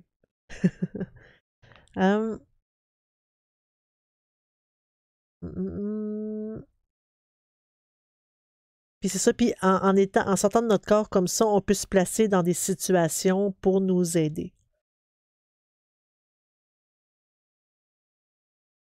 On peut visualiser un environnement, on peut visualiser une tonne de choses comme ça. On visualise la situation dans laquelle on veut que, par exemple, tout se règle. Et après, tu sais, comme on voit l'environnement, tout ça, on entend les discussions pour dire, ah, OK, bon, c'est réglé, ah, je suis contente que ça soit réglé, blablabla. Puis après, on revient dans notre corps et voilà, c'est fait. La transe par la descente dans le sommeil. Fermez les yeux, imaginez devant vous un escalier recouvert de velours rouge, par exemple. Vous allez descendre cet escalier en toute sécurité en tenant la rampe. Cet escalier comporte 10 marches. Descendez lentement en comptant les marches au fur et à mesure. L'équivalent de compter des moutons, ça j'ai l'impression. À chaque marche, imaginez que vos paupières sont de plus en plus lourdes et votre corps s'alourdit lui aussi. Hein, je vais vous endormir comme ça. À la 10e marche, vous serez dans un état de conscience modifié suffisant pour commencer votre travail. Mais encore là, la concentration pour se mettre dans un état en alpha, justement, pour la magie, pour la pratique de la magie, ça peut être ça aussi, là. Ça fonctionne, ça, là. Bonjour, Diego. Ouais, c'est ça. Je dis bonjour, puis tu me grognes ça de même. Un peu, là, je vais ranger ça. Je vais ranger la baguette. Ah. Là, toi, tu te couches pas dans mon livre. Non, non, non, non, non, non, non. Tu te couches pas dans mon livre. Attends un peu, là. Je vais voir si je peux faire ça comme ça, là. Ah, on va descendre un peu le livre, comme ça. Ici. Ici. Couche. Couche-toi. Couche-toi. Couche. Couche. Ouais, comme ça, par exemple, vous voyez mon chandail, puis je suis en mou. Je suis confortable. Au chaud. Allez, couche. Couche-toi à une place, par exemple, que tu me dérangeras pas, là. Hein? Allez, couche. Les mains magnétiques, ouais, c'est pas vraiment la place que j'espérais que tu te couches, mais au moins tu prends moins de place que l'autre. Frottez-vous, les mains magnétiques. Frottez-vous fortement les mains pendant quelques instants, juste que vous sentiez une certaine chaleur générée par le frottement. Lorsque cette chaleur devient bien présente, éloignez vos mains l'une de l'autre d'environ 50 cm. Puis, dans un mouvement lent, rapprochez-les et écartez-les jusqu'à ce qu'elles se trouvent dans une position où vous ressentiez un certain magnétisme qui passe d'une main à l'autre. Et pas sur mon... Non, non, faut pas que tu te couches sur mon ordi, par exemple. Parce que là, tu risques d'écrire des choses sur Discord qu'on veut pas.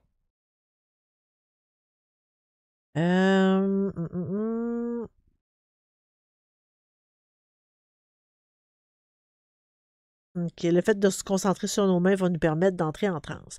La lévitation du bras. Oh, mon bras lévite. Non, c'est une joke.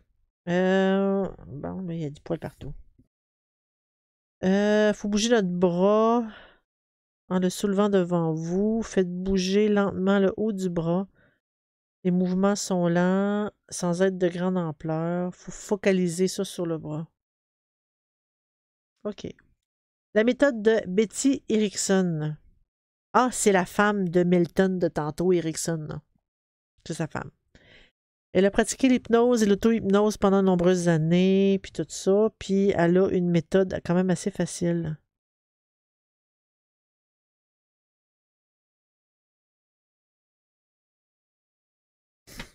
C'est le fait de visualiser des objets, comme par exemple, bon, un ordinateur, une fenêtre, une porte, des rideaux.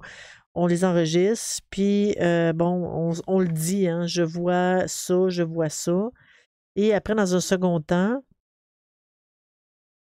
4 bruits, même chose. J'entends la télévision, j'entends le bruit de la pendule, j'entends, bon. Troisième temps, les sensations telles que les pieds sur le sol, le dos contre le dossier du siège, la température et tout. Puis on répète tout ça avec 3 objets, 3 bruits, 3 sensations. Puis avec 2 objets, 2 bruits, 2 sensations, un objet, un bruit, une sensation. Et voilà. Le pendule, le classique, évidemment.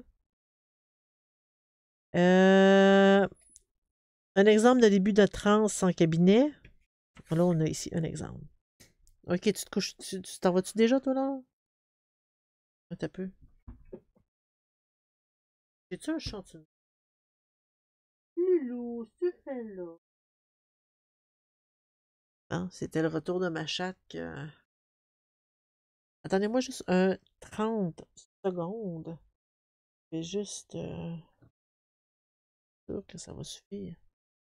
Un peu. Ça comme ça.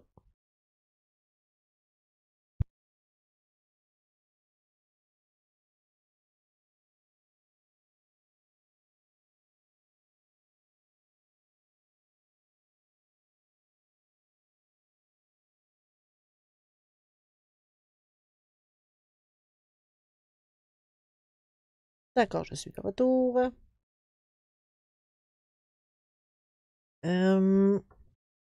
Pendant la transe. Approfondir la transe. C'est quoi?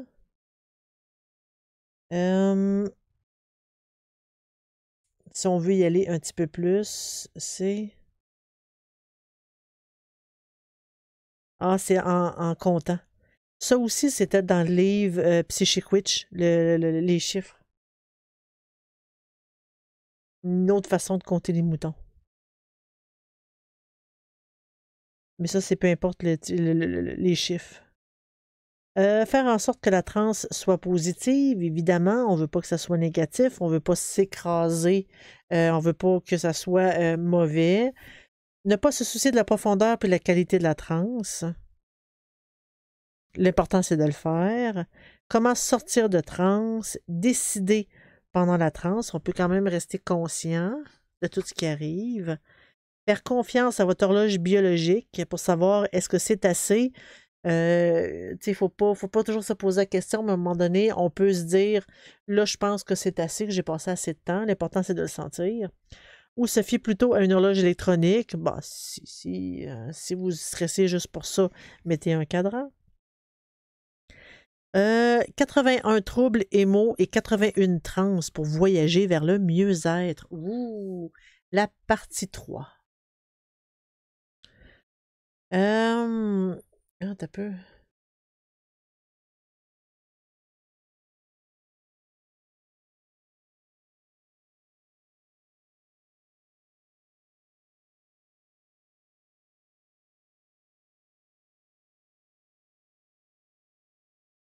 OK. Bon, mode d'emploi de cette troisième partie. Fait qu'on a les troubles et les mots.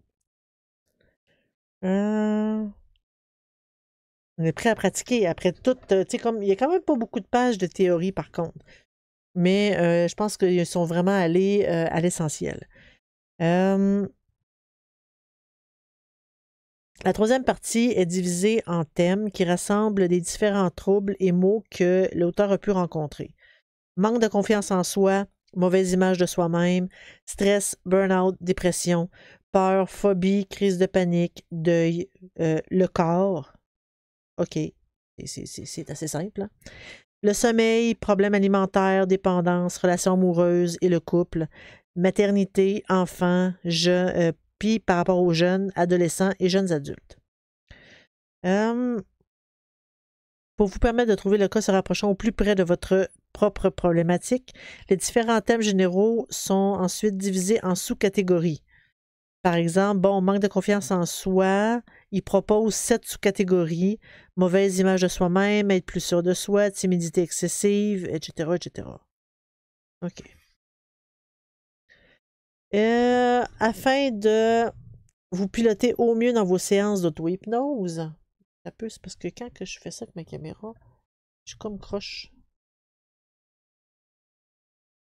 Ah, c'est mieux.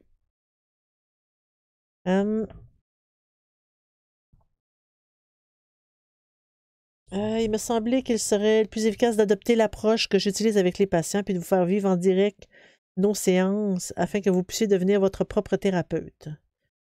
Bon, fait qu'on a la présentation du patient et de son cas, commentaire de l'hypnothérapeute, petit exercice avant de continuer la séance, exemple de transe, quelques pistes pour construire vos propres transes, Une autre idée de transe, des mots et expressions à utiliser dans vos transes, les autres transes de ce livre qui pourraient vous être utiles. OK. Fait que là, ben, il y a des cas où est-ce que lui, il donne des exemples. Commentaire de l'hypnothérapeute, c'est probablement le sien, hein? Petit exercice avant de continuer votre séance. OK, c'est un exercice pour nous focaliser sur notre propre problématique. Exemple de transe, en gros, c'est vous pouvez l'utiliser tel quel ou vous en inspirer pour improviser votre propre transe. Fait que c'est une espèce de petit exemple. Quelques pistes pour construire vos propres transes. Fait que une autre idée, c'est que il y a une autre idée de transe que la première qu'il a dit. Les mots expressions, comme j'ai mentionné tantôt. Les autres transes de ce livre qui peuvent vous être utiles. Bon, OK. Puis après. Quand vous aurez fini votre transe, revenez tout doucement au moment présent et surtout n'essayez pas de comprendre ce qui vient de se passer. Laissez agir. Puis, il faut le laisser répéter aussi souvent qu'on en a envie ou qu'on en a besoin. Bon. Le manque de confiance en soi et une mauvaise image de soi-même. Ouais. Ouais, quand on dit qu'on se sent nul, puis tout ça. Une mauvaise image de soi-même. Je me suis toujours trouvé laide. Fait que là, on a l'exemple, les commentaires. Un petit exercice avant de continuer votre séance. Tu sais, par exemple, si vous ressentez des symptômes proches, voici quelques questions que vous pouvez vous poser. Comment vous trouvez-vous physiquement et intellectuellement? Quelle est votre plus grande qualité? Quelle partie de votre corps aimez-vous? Qu'aimeriez-vous changer chez vous? D'après vous, comment vous considèrent vos amis? Vous souvenez-vous d'une fois où vous ne vous êtes pas senti laid? Je sais pas, tu sais, d'après vous, comment vous considèrent vos amis? C'est sûr que pour une personne qui se trouve laid, ils vont dire ah ben ordinaire, puis ah, elle me dit ça, mais je suis sûre que c'est pas vrai. Et des fois, il faut faire attention sur la perception comme ça. Tu sais, comment vous trouvez-vous physiquement et intellectuellement? C'est parce que, tu sais, si on est là-dedans, dans une mauvaise image de soi-même, c'est sûrement pas positif, là. Mais il faut plus essayer de virer ça vers le positif. Un exemple de transe, le miroir de l'eau. OK. Quelques pistes pour construire vos propres trans. Fait qu'on a une autre idée. Imaginez que vous voyez passer dans un lieu public une personne qui vous ressemble, mais qui n'est pas vous. Vous allez la détailler, trouver tout ce qui peut être satisfaisant dans son aspect physique et imaginez les commentaires positifs que peuvent faire les autres personnes alentour à son propos. Ah, c'est peut-être bien ça. Des mots et expressions à utiliser lors de vos trans. Ouvert, aimé, sociable, accepté, beau, intelligent, agréable, sensuel, charmant, aimable, gracieux, admirable, plaisant, élégant. J'aime bien qu'ils suggèrent des mots comme ça parce que des fois, quand que, je sais pas, tu te vois tellement de façon négative que ce genre de mots-là ne te vient pas naturellement. Les autres trans de ce livre qui peuvent vous être utiles. Fait que là, ils suggèrent des pages. Bon, j'ai lu le premier en détail, les autres, je vais passer un petit peu plus vite. Fait qu'on a être plus sûr de soi.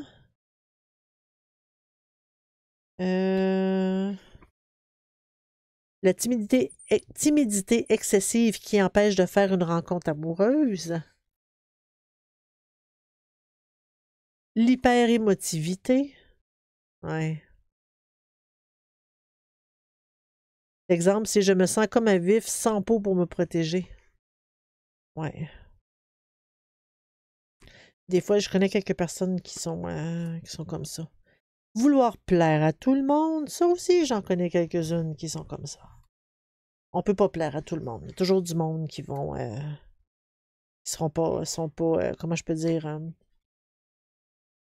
qui nous aimeront pas. On peut pas plaire à tout le monde, tout simplement. Parler en public.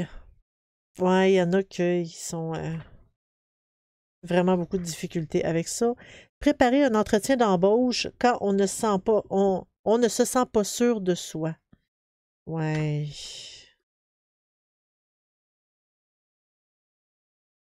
Stress, burn-out, dépression. avec un petit peu de qu'est-ce que c'est, puis et tout. Ça tourne toujours dans ma tête. Ouais, ça des fois, les pensées, ça tourne, puis à un moment donné, il faut se changer les idées. Le stress au quotidien. Je n'aurais peut-être besoin de celle-là avec mes études. Exemple de transe, le chalet endormi. Ah, j'avoue que ça doit être trippant. Tu sais, juste avant d'aller se coucher, juste pour être sûr de pas rêver aux études. Ça serait bien, ça. Ah oui. Quelle est la dernière fois que vous avez pris du temps pour vous?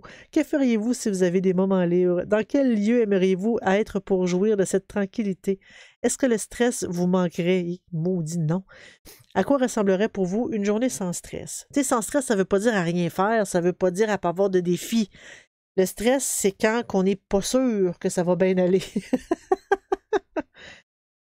Aïe, aïe, un chalet endormi, me semble que ça travaillerait bien. Tu sais, tu es à une table ou tu es sur, je dirais, sur un sofa confortable, tu as tous tes travaux, tu lis tranquille, puis tu sais, faire mes recherches pour Twitch, par exemple. Tu sais, j'ai lu beaucoup sur la magie chaotique pour faire une présentation. Ça, j'aime ça faire ça. Tu lis, tu découvres, tu vois une autre façon de penser, tu rédiges, tu prends des notes pour dire ah, ça c'est important, ça c'est important, ça c'est important. Et ça, j'aime ça faire ça. Ça, j'adore faire ça. Mais là, depuis que j'ai commencé mes cours, c'est plus difficile. C'est plus difficile de trouver du temps à vraiment bien lire. Quand j'ai commencé à faire Twitch, j'avais pas commencé à faire le programme que je fais là. Mais là, il me reste pas, il me reste quelques mois, là. Il reste plus grand temps. Après, je vais pouvoir reprendre vraiment plus régulièrement les. C'est pour ça que j'ai commencé à faire des boîtes, parce que je pouvais plus me permettre de faire une présentation 2 semaines. J'avais plus le temps. Mais là, au moins, tu sais, il reste juste une couple de mois. Il reste juste une couple de mois. Ça va être bientôt fini. La déprime. Ah, c'est bien. Exemple de transe, l'énergie solaire. C'est vrai que ça doit aider pour la déprime. La dépression. Ouais. Il y a une différence entre les deux, entre déprime et dépression. La déprime, c'est temporaire. La dépression, c'est beaucoup plus grave. Le soleil au sommet de la colline, ouais. Une chose à la fois. Ah oui. Oui, oui, oui, mais c'était une chose à la fois. Une chose à la fois. Je vais finir mes études, puis après, je vais pouvoir m'embarquer. J'ai hâte. Le burn-out, ah ouais. Mm, mm. La détente 1, c'est bien ça. La détente 2, j'aurais envie de dormir pendant des jours et des jours. Ouais. Oh, exemple de transe, un massage sous les tropiques. Ouais, j'avoue que ça doit être trippant. Juste avec le titre, j'en ai envie. La procrastination, ouais. Des fois, c'est dur de se lancer, puis c'est facile de jouer à Mario Kart.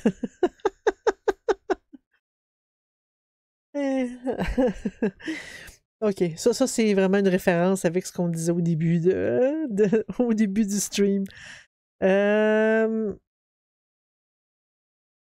C'est exemple de trans, OK. Je suis maître procrastinateur. Ouais, ouais, ouais, moi aussi, moi aussi. Je suis bonne pour ça. Il y a toujours un jeu qui est plus intéressant que la tâche que j'ai à faire.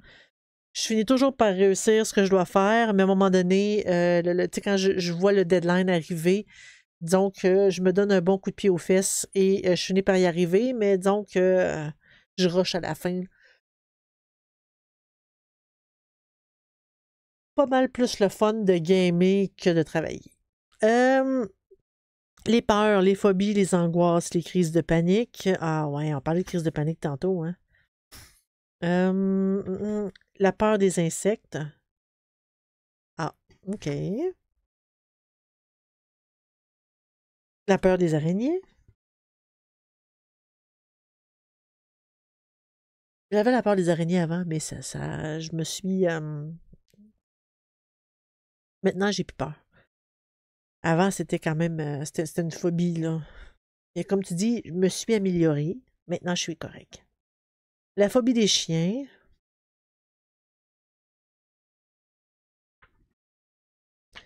La peur de l'eau. La peur de voler. La peur du vide, le vertige. Moi, j'ai la peur du plafond. C'est niaiseux, hein? Je pense que j'en ai déjà parlé. Ça peut être hyper haut, il n'y a pas de problème. Il n'y a vraiment aucun problème. Mais si, par exemple, je suis dans le point le plus élevé ou que je suis proche du plafond, puis le plafond, il peut être à 6 mètres de haut, comme qu'il peut être à 20 mètres de haut, c'est pas important la distance, c'est pas important. Et je fais juste changer une ampoule, puis je capote. Pourtant, je me casserai pas le cou si je tombe. Moi, c'est le principe du plafond. C'est niaiseux, je sais. Euh, la peur du dentiste. La phobie du sang. Les angoisses. Angoisse du matin. Ouais, des fois. Oups, j'ai-tu manqué une page? Oui. L'angoisse dans le métro. Attaque de panique. Je n'ose plus sortir de chez moi. Ouais, non, moi, c'était très, très, très, très, très, très, très, très, très temporaire. Mais il y en a que c'est vraiment quelque chose, là. L'enfant libéré. Ah, ouais.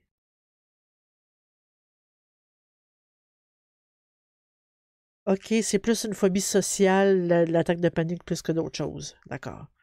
Des tendances paranoïaques. OK. Les deuils, ouais. Mais les deuils, c'est pas nécessairement d'une personne, ça peut être de n'importe quoi, ça peut être d'un animal, ça peut être sur tout, là. Le deuil. Il m'a laissé seul.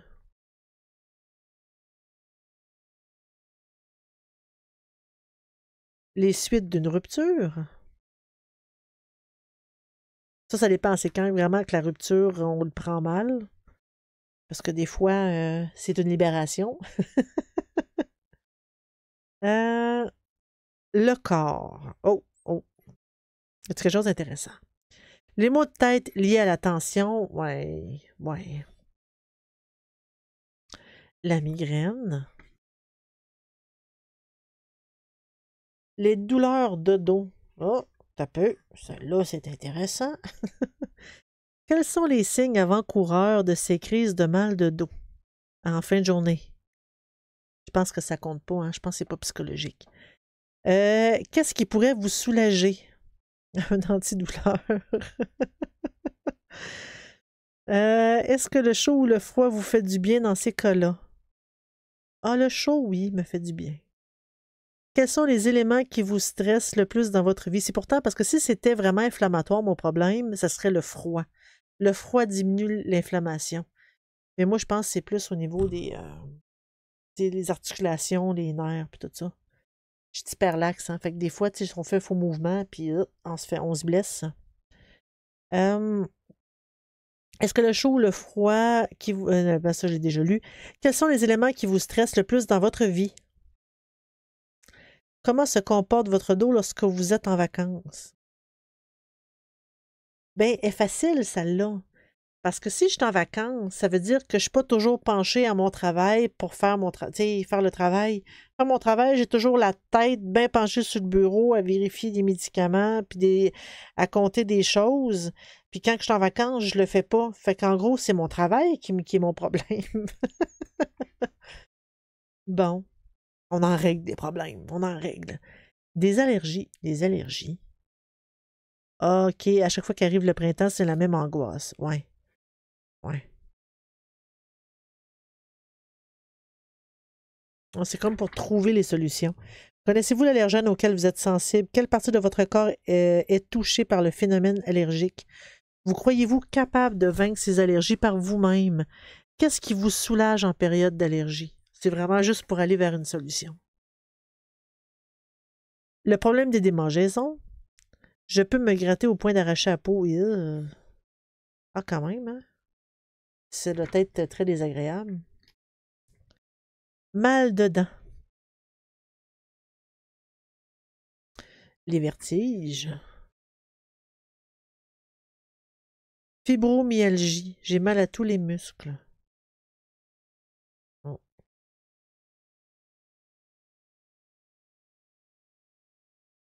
La fatigue chronique.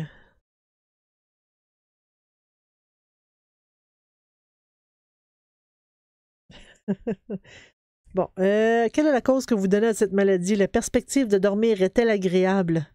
Combien de temps vous faudrait-il dormir pour que vous vous sentiez reposé? Demain matin, vous vous réveillez en pleine forme. Que faites-vous? Eh boy, tellement de choses. Ouais, la solution, diminuer mon horaire du temps.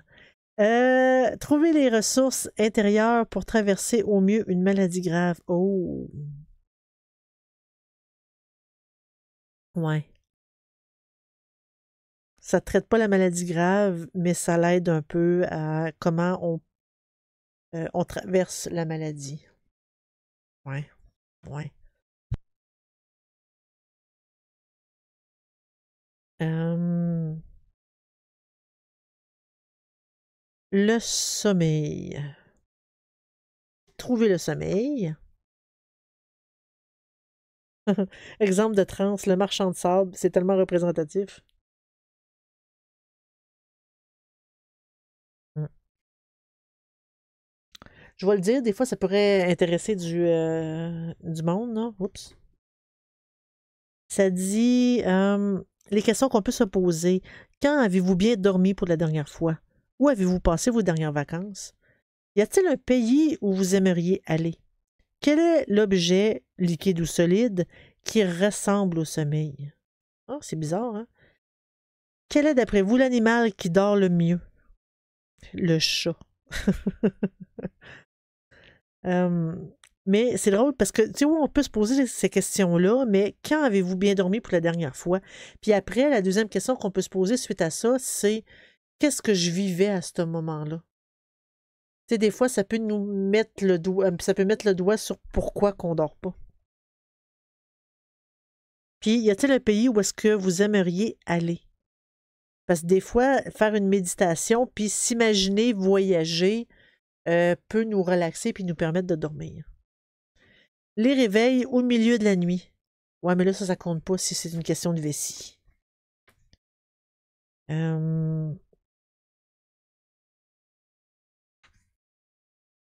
les réveils prématurés. Ah, oui. Tu sais, quand on se réveille à 4h30 du matin puis que le réveil sonne à 5h, toujours désagréable.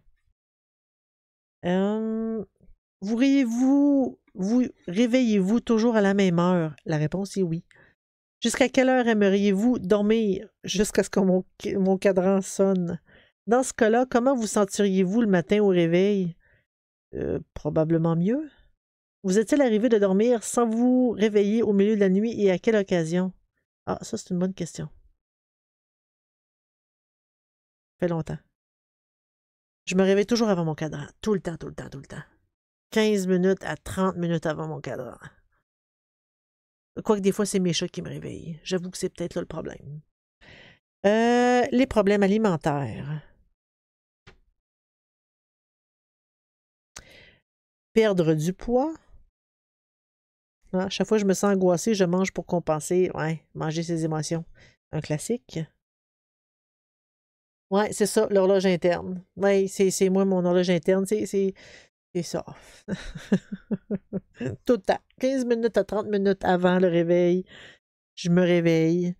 Quoique ces temps-ci, c'est, tu sais, le premier chat qui est venu tantôt puis qui était couché sur le livre, là, lui, c'est lui qui, à tous les matins, il vient me réveiller. Il vient marcher sur ma vessie en ronronnant, en voulant se faire flatter, mais c'est parce que quand je me réveille, ma vessie est pleine, là. Hein, ça me tente pas, là. Euh, aimez-vous manger? Quel est votre plat favori? Combien de kilos aimeriez-vous perdre? À quel endroit de votre corps aimeriez-vous perdre ces kilos? Ouais, partout, sauf les seins, mais c'est sûr que c'est les seins, c'est la première place qu'on perd. Quoique, des fois, quand c'est trop gros, c'est trop gros. Mon chat aussi me réveille, mais 4h20, c'est non. Ouais, c'est ça. C'est à peu près ça pour mon cas. C'est à peu près ça. Euh, Arrêter de grignoter. Moi, j'ai trouvé un truc pour ça, arrêter de grignoter. J'ai trouvé un bon truc. Ça s'appelle tricoter. Ça occupe les mains. On écoute les émissions à la télé ou peu importe, mais les deux mains sont occupées. Gamer aussi, ça permet de pas grignoter. Parce qu'encore là, on est occupé avec nos manettes. Un peu, j'ai ma manette ici, là. On est occupé sur nos manettes. Puis, on est deux mains occupées. Pourquoi qu'on grignoterait? C'est ça. Il faut s'occuper les mains. Si mes mains sont occupées, ils ne seront pas dans le sac de chips ou dans le plat de popcorn.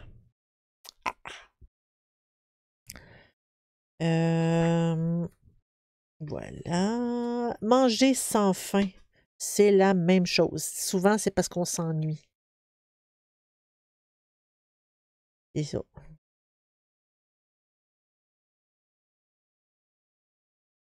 Puis des fois, il y a, faire du popcorn, mais pas des sacs de popcorn, là, vraiment éclater de popcorn. On met pas de beurre, on met pas de sel, du popcorn plate, là, qui goûte rien. Mais ça, c'est quasiment pas calorifique, puis ça nous permet de, justement, de s'occuper de la bouche. Et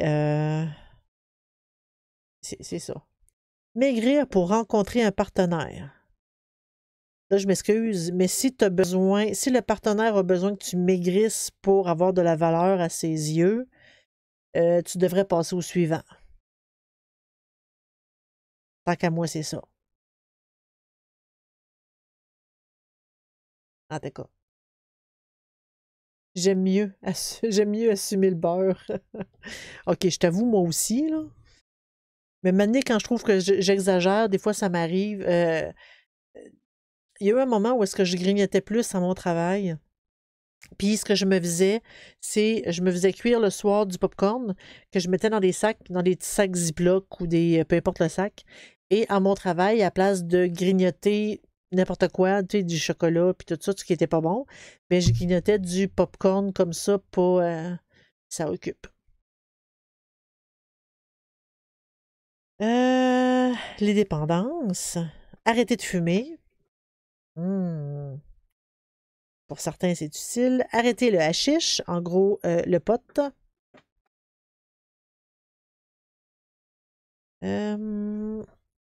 Boire modérément. Euh, non, je trouve ça drôle. Aujourd'hui, à mon travail, il y en a une qui parlait qu'elle avait un spa thérapeutique, puis tu sais, pour ses douleurs, puis tout ça, elle était dans son spa. Et moi, je disais, tu sais, comme, puis il y en a un autre, ah, ouais, je vais essayer ça, puis tout ça. J'ai dit, ouais, moi, j'ai une potion pour, tu sais, pour aller mieux à la maison. Là, mes collègues me regardent, j'ai dit, oui, c'est mon père qui appelle ça une potion. Gin tonic. Mais ça, c'est une joke. Je ne bois pas tous les jours, mais ça fait juste référence à hier. Je suis arrivée à la maison, j'ai travaillé quand même assez fort, j'étais épuisée, puis je me suis dit, ah, il me semble que ça serait bon un gin tonic, puis je me suis fait un gin tonic. Mon père appelle ça sa potion. Mes collègues m'ont trouvé drôle. J'ai dit, oui, moi aussi j'ai ça, j'appelle ça, c'est ma potion, c'est un gin tonic. J'ai un autre de mes collègues qui me répond, ouais, mais moi c'est le vin, moi. Ah, regarde, tu vois, on a chacun notre potion. L'addiction au jeu. Ah, c'est sûr qu'il faut boire modérément. Il ne faut pas y aller avec abus. Tu prends peut-être 1 ou 2 verres par semaine. C'est pas excessif. Là. Même des fois, c'est 0. Entre 0 et 2 par semaine, c'est pas tant pire. C'est juste s'y aller avec modération. Donc, bon, les jeux. Un peu. C'est-tu les jeux de hasard? Ah non. Ça parle juste d'addiction aux jeux. Jeux vidéo, c'est pas inclus là-dedans, hein? Non, c'est pas inclus là-dedans. Regarde, jouez-vous pour devenir riche. On ne joue pas des jeux vidéo pour devenir riche. À quel moment éprouvez-vous du plaisir à jouer? Quand j'ai la manette dans les mains. Y a-t-il d'autres plaisirs dans le vie? Ah, moi, je te dis, s'il y a des coquilles, des fautes d'orthographe, c'est garanti que je le vois. Et là, c'est la deuxième du livre que je vois. Y a-t-il d'autres plaisirs dans le vie que vous appréciez particulièrement? Des formations professionnelles. J'ai déjà été correctrice d'épreuves. Bon, y a-t-il d'autres plaisirs dans la vie que vous appréciez particulièrement? Certainement. Que feriez-vous si vous gagnez des millions? Oh, ça serait facile, ça. Je gamerais beaucoup. Encore plus. Je travaillerais pas. Je ferais plus de Twitch. Puis j'aurais une équipe pour m'aider à avoir du contenu à place de faire tout seul. Hein? Ce serait pas pire, ça, hein? Ça, j'aimerais ça. Ouais, je ferais ça à temps plein. Gagner des millions, là, je ferais ça à temps plein. Ce serait cool. Moi aussi, les coquilles, je les vois facilement. Oui, hey, ça saute aux yeux. Les relations amoureuses et le couple. La honte de son pénis. Ça arrive.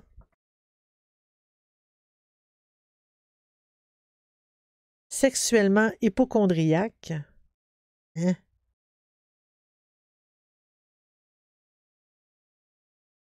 Hein? Ah, dans le sens qu'on a peur d'une MST. Oh, oh. Qu'est-ce qui pourrait vous permettre de faire Qu'est-ce qui pourrait vous permettre de faire l'amour sans crainte? Se protéger. Quel est pour vous l'endroit le plus hygiénique? Euh, Avant ou après la douche? Aimez-vous vous mettre au soleil? Ben oui, pas tout nu, par exemple. Puis aimez-vous vous mettre? C'est dans quel sens? Comprenez-vous que certains hommes puissent aimer avoir des relations sexuelles? Oui, mais il y en a d'autres qui n'aiment pas ça non plus. Ça, j'ai été étonnée d'ailleurs quand j'ai appris ça. Il y a certains hommes qui veulent rien savoir, qui n'aiment pas ça. Moi, je pensais que c'était toutes je vais chercher un mot poli. Ils pensaient trop souvent, on va dire ça comme ça. Mais non, il y en a qui aiment vraiment pas ça. Puis j'ai des amis, collègues de travail, que les autres ils disent ah non, on fait ça rarement. Je dis boy, OK, c'est triste. C'est triste. Quelle est l'héroïne que vous admirez le plus? euh... ouais, c'est parce que c'est rare qu'on voit des héroïnes dans les films qui ont du sexe. Mais en tout cas, c'est spécial comme. Ou peut-être que l'héroïne qui va passer par. Je sais pas. En tout cas. Le manque de désir. Je pense que je suis frigide. C'est pas la même chose que tantôt, ça?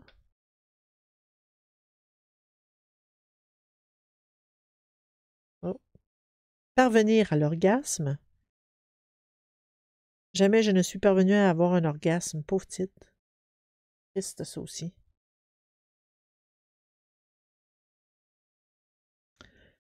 La pénétration douloureuse. Ah, ça aussi, c'est triste. Vraiment très triste.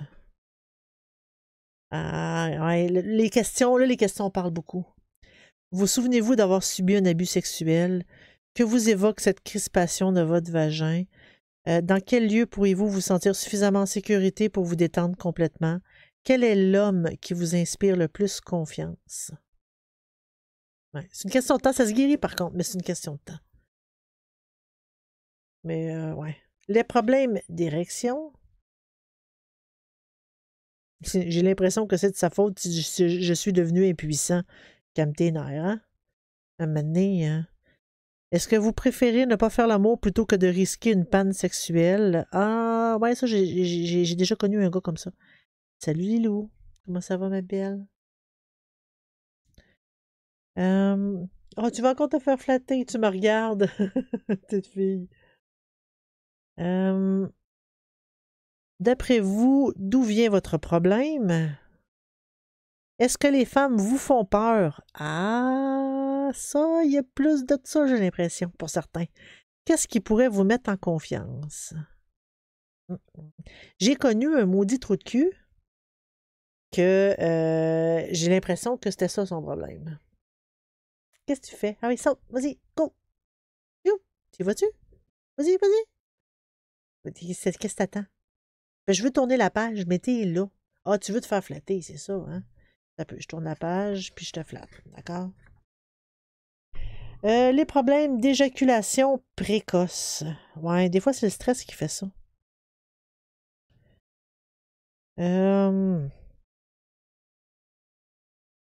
Votre partenaire s'est-elle plainte de vos éjaculations précoces? Ou a peut-être été poli aussi, là? Bon, tu veux que je te flatte? C'est pour ça que tu es là puis que tu montes pas. Tu veux que je te flatte, hein, ma belle?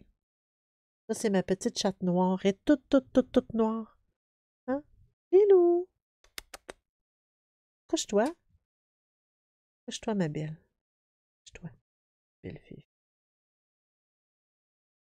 Ça sent peut-être le chien. Hey, là, je mets. Oh non, je mets du poil partout dans son livre. Excuse-moi, Liliane.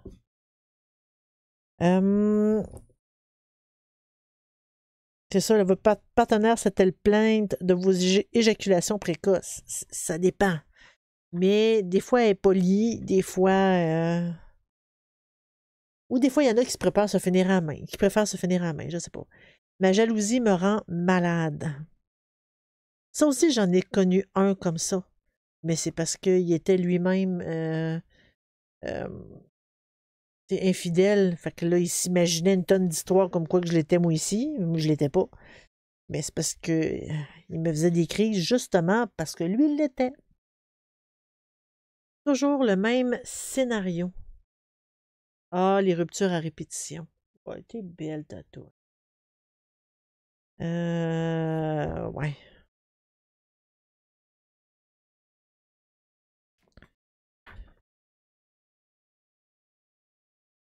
La maternité. Ah. L'infertilité. Ouais. Ouais, ça, c'est triste. Gérer les pleurs d'avant la naissance. Les peurs d'avant la naissance. Ouais, ça, c'est sûr que ça fait toujours peur un accouchement. La communication entre la maman et le bébé avant la naissance. Oui, on peut y parler. Il va y reconnaître notre voix d'ailleurs après, hein. C'est prouvé. Non, non, non, tu vas pas là, toi. Non, non. Ah, tatouane. Et je vais ça là. Mais non, je sais que tu veux sentir ma sauge, là. Je vais te l'amener ici. C'est ça que tu veux, hein? Ça que tu veux, hein?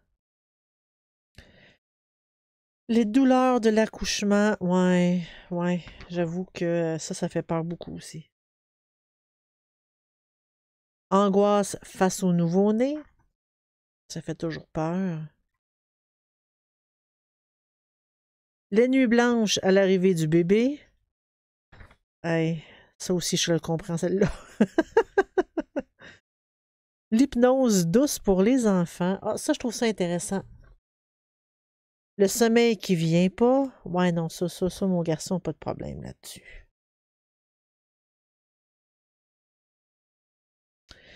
J'aime pas les épinards. Ouais, l'enfant qui veut, qui est difficile. Apprendre à partager. L'hyperactivité. Des fois, c'est l'absence de bouger qui crée le.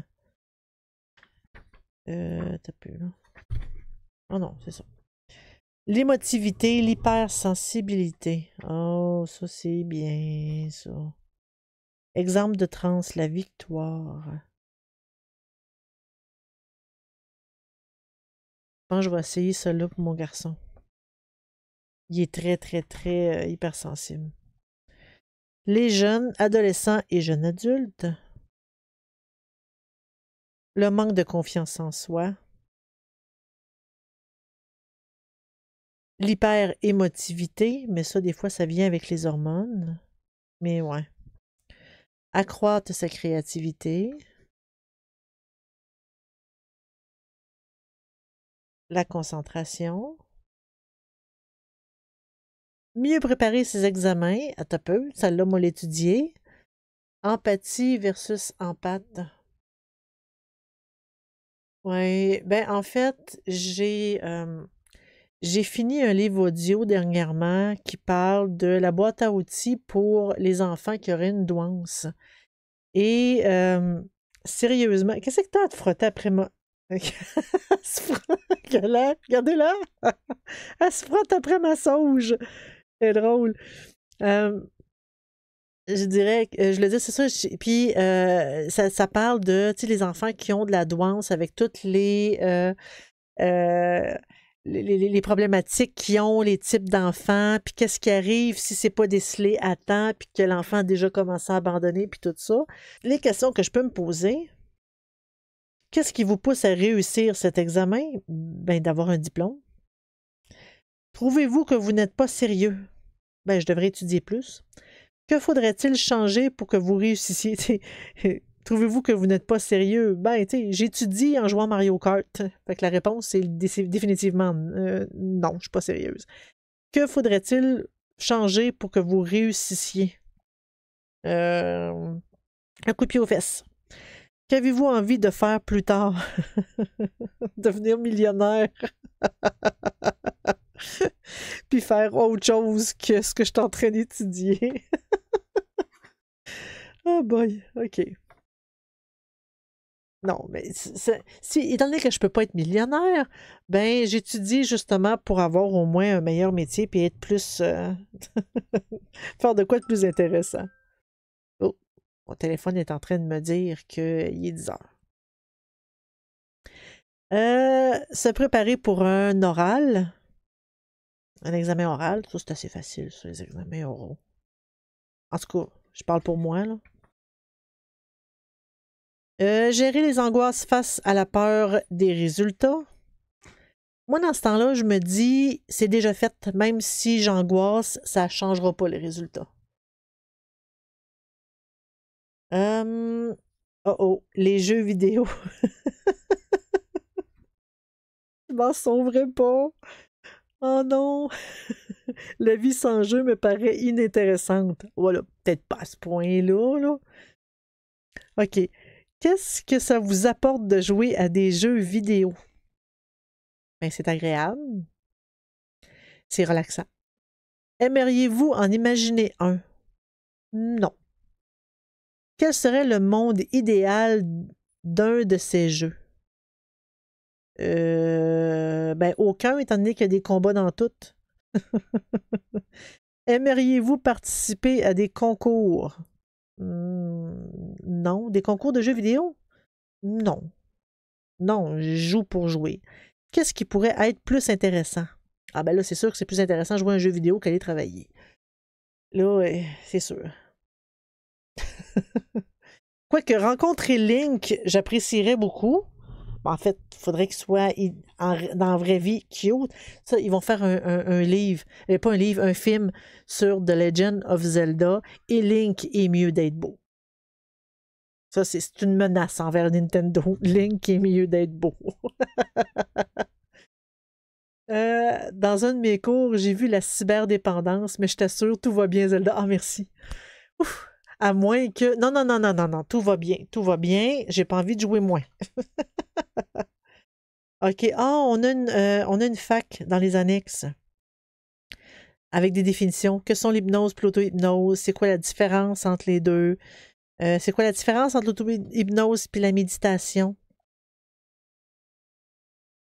Ah, ben t'as peu. Les deux méthodes sont très proches, mais dans la méditation, c'est de se connecter à soi-même, alors que dans l'auto-hypnose, c'est de profiter de l'état de conscience modifié pour atteindre un certain but. Ouais, mais dans la méditation aussi, on peut faire ça. Mais en tout cas, on a différents. Il y a quand même plusieurs questions. On n'a pas besoin de tout lire pour répondre à certaines questions. L'index des troubles, mots, difficultés, situations problématiques.